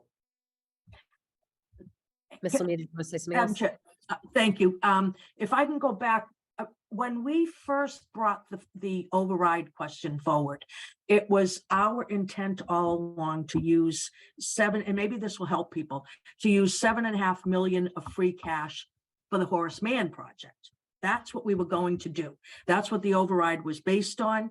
And then we were going to, because it was an operating override, we were going to start collecting money in fiscal 24 that was really money that we otherwise would have been putting toward the debt service for Horace Mann. So we were going to use those funds to do the design work. We were going to keep $7.5 million of free cash, put it to lower the debt service on Horace Mann. And in the end, what the override included was about a $13 million bonding for Horace Mann. When the override didn't pass, again, we were trying to figure out how do we get Horace Mann done. We knew we had that $7.5 million sitting there. We also, because the winter was over, realized that we didn't need the $2.5 million, as you recall that I mentioned earlier, when we look at free cash in the beginning of the year. I didn't need that $2.5 million for snow and ice. And so what we did was put that together and come up with the 10 million so that we could, and switched it to Lincoln Elliott. So we'll bond 10 million less for Lincoln Elliott, 10 million more than we would have bonded for Horace Mann when we get to it. And we can move both projects forward exactly the same and give the school department $600,000 of operating funds ad infinitum that will grow by 3.5% every year from here forward. It's in their base budget. This was not a one-time deal. This is that we put that 600,000. It's all about trying to eliminate structural deficits, to make things sustainable that we're doing with them. So I don't know if that helps anybody with what the history of all of this was or not, but that was our thought process. Thank you. Counselor Crossley, then Humphrey. Thank you. This makes perfect sense to me. This, I don't sit on finance. There's a lot of these charts and graphs that are confusing to me and that I have to work really hard to understand. But I remember in our budget meeting with the mayor and Maureen Lemieux, half a dozen counselors, this came up, and I had my aha moment then that it's about the timing of the money. It's not just money. It's and that here's a plan with a lot of moving parts that are arranged to give us the best outcome possible. A procedural question, is the committee of the whole taking a straw vote tonight, or the finance committee? These items are referred to a committee of the whole, so they will Okay. be voted formally by the committee of the whole. I'm just hoping we'll take it to a vote soon because I'm exhausted and have an early morning. I'd love to be able to vote. I think there's a motion on the table by Counselor Humphrey. Am I right?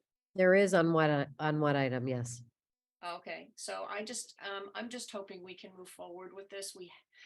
Unless somebody has a better idea. I mean, there are people questioning this. This is what I'm hearing. There's a lot of folks who are questioning this particular proposal. But assuming the retirement board is going to settle on at least a 6.6% because we will approve the COLA increase, maybe, but that will be the worst condition we have, which is better than what we have now, then these pieces make sense to me.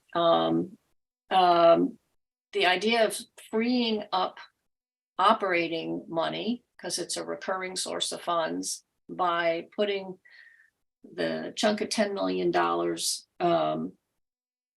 into Lincoln Elliott now, which is happening first, just makes sense. So, I'm probably the one of the lesser informed financial people on our council, but this just, to me, I don't know, this just seems like a very simple way of managing the money that we have.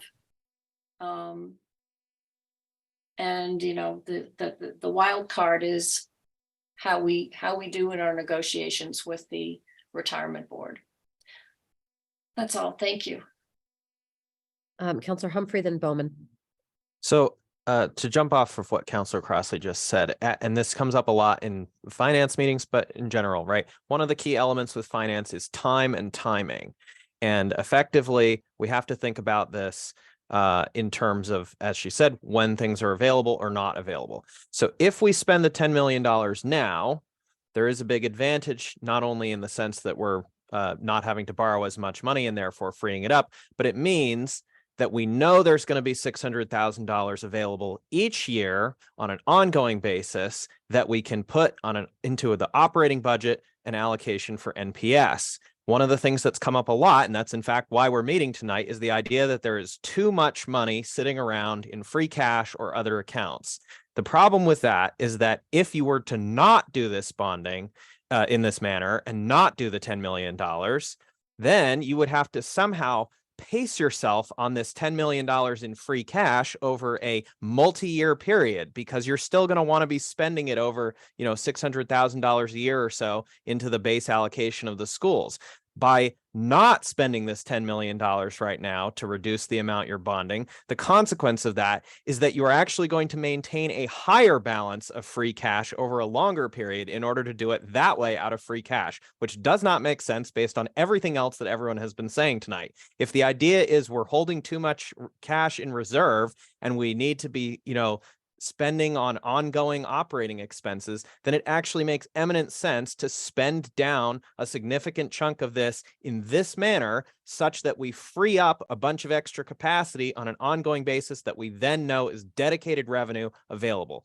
All of this finance stuff is all about time and streams, your revenue streams and your expenditure streams, and how those interact over time, because the money is different now versus in the future and so on, right? It has a different effect. That's what all of these meetings are about that we've been meeting last night, tonight, last week, and the one earlier in April. So it makes a lot of sense for us to spend down this balance in a way that's going to free up long-term operating revenue capacity that we can set aside. So that's why I'm encouraging us to vote in favor of this tonight. And then, of course, we'll move on to the other item, which is also very important and has also already been allocated in the budget. Thank you. Counselor Bowman, then Markowitz. Yes, I'm very supportive of us moving forward on this. I think, you know, I think Councilor Humphrey makes a very good point, and hopefully everybody understands that. But I'd also just like to remind you know, just listening to Councilor Oliver's concerns about Horace Mann and the funding for that. I see he maybe isn't even still on the meeting, but, you know, we're only here because, and having these conversations about how to move money from A to B, then B to C, because the override didn't pass. And there are many things that we're not moving forward on, but certainly moving forward. Oh, the council, I do see you, but you know, that's why we're here and we're arguing over these dollar amounts. So I think it's important. I think it makes sense to go ahead and reduce the debt required that we'll be taking on for Lincoln Elliott, so we can move forward with these other projects and move forward in the design phase for Horace Mann and get that done. So I'm hoping we're going to take a vote soon. Counselor Markowitz. Thank you, Madam Chair. I want to be clear about an earlier comment. I'm not opposed to Lincoln Elliott. I just think that there's a lot of ways to fund this. I still don't get it. You know, if you even took the 10 million and you invested it, right, given the way markets are going now, you could generate that $600,000 year over year just doing that and still have the 10 million.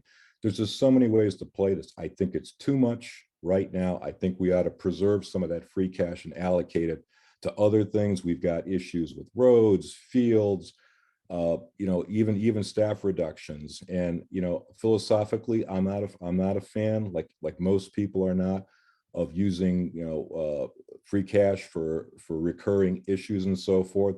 But, you know, there's nothing wrong with using some of it for stopgap problems such as we have now. I just don't see the value of doing it. So I'm not going to support it, but, you know, do as you will. Thank you.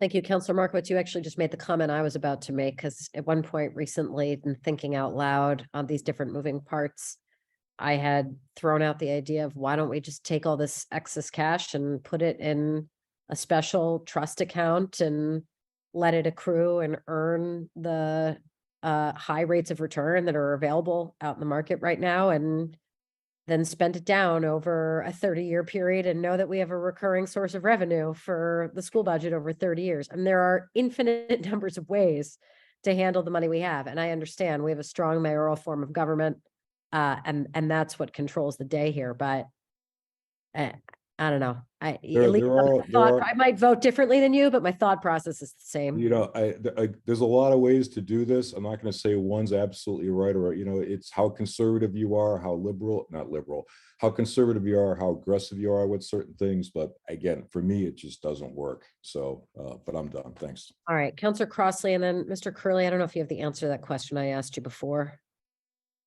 Okay, Councilor Sorry. Crossley, go ahead first. You're done? Okay, Mr. Curley, go ahead. Thank you. So I can go back starting in 22, back to 2017, and then I'll explain a big drop in free cash. So in 22, we gave back 20 grand. In 21, it was 1.5 million. In 2020, it was 860 grand. 2019, it was just under 2 million. 2018 was 7 grand. 2017 was about 2.1 million. And then prior to 2017, our free cash declaration it went from typically being in the 11, 12 up to 13 range.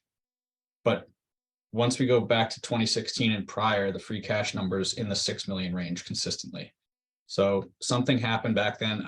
At this point, I don't know what that was. I wasn't involved in that extent on where that giant gap dropped off, but free cash basically started doubling from 2016 to 2017 and has been a consistent number since then. I'm sorry, that first number you said we turned back at the end of the year was 20,000 or 200,000? In 22, it was 20 grand. 20. I can share this exhibit with you if you want to disperse it or. Sure. I mean, I guess my point being the highest number there that we essentially carried forward was 2.1 million over that period of time. Yes. And the budget, the numbers we have before us right now are holding aside 5, which is more than double that number. That's really the point I was trying to get to. Councilor Kalis? At some point, and maybe Maureen remembers this, we debated the amount, the percentage we needed in our reserve, and we were up to 6 or 7%, and we might have gone down to 5%, which might have increased the free cash. Actually, I don't remember how we made that jump, but it has been consistent over the past few years. The only point I wanted to make is that last year, so in 22, we would have carried forward the 4.6 million that Eversource paid in the interest, as you recall. I ended up bringing that to the finance committee, and then as a full board, you supported it. And that was to set the 4.6 million of interest aside. We had to use, when I was talking earlier about like our extra interest income that we have this year, we can't do anything with it. Last year, we couldn't do anything with the Eversource interest payment, but I wanted to make sure that on June 30th, we had it recognized as a liability. So just to remind everybody why last year's free cash that carried forward was so small was because we set aside that 4.6. That actually caused this year's free cash to be 4.6 higher than it would have, even with all the other things happening. Okay, I don't see any So other. just to remind everybody. Thank you. I don't see any other hands at this time. We have Counselor Humphrey's motion for us with respect to docket item 127-23. So let's handle that one first. Counselor Maliki? Yeah, could someone clarify, if reducing the bonding on Lincoln Elliott by $10 million frees up 600,000 a year for the schools, if that's plus money, how is that also increasing the bonding capacity for Horace Mann a couple of years later?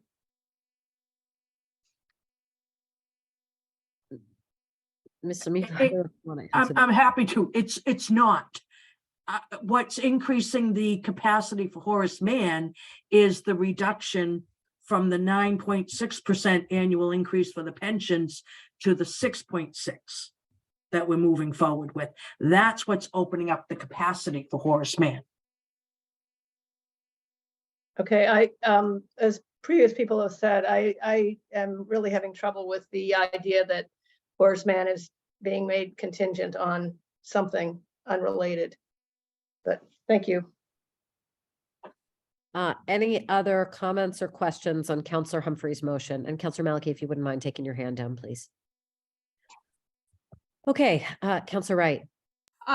Just explain what a yes and a no vote, what exactly we're voting for then. So we're on the motion is only on item 127-23, which is requesting authorization to appropriate and expend $10 million in free cash for the Lincoln Elliott Elementary School construction project. This is going to be a recommendation to the full council. So, in theory, we'll have another opportunity to debate it if it were on second call before full council. But this is to resolve this item. And if you're voting in favor, then you're voting in favor of appropriating $10 million in this way. Opposed in a no, and then an abstention. Of course, you're buying yourself time to get to the full council. Or making some other statement. I don't mean to put words in anybody's mouth about their statement, but essentially that's how it'll function. Does that answer it? Okay, any other discussion? All right, all those in favor, let's raise hands, please.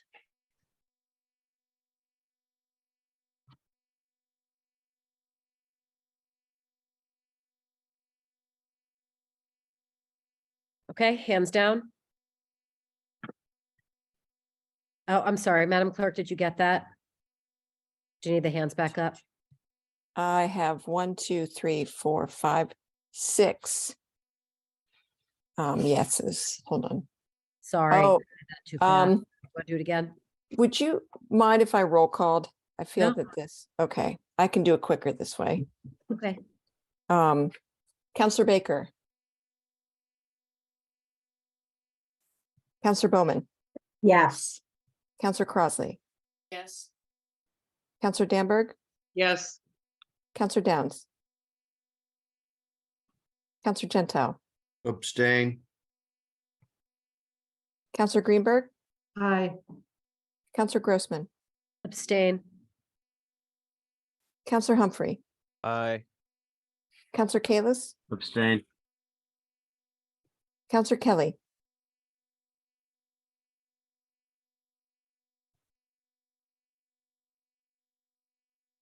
Counselor Krinsman. Abstain. Counselor Laredo. Abstain. Counselor Leary. Counselor Lipoff. Counselor Lucas. Counselor Maliki.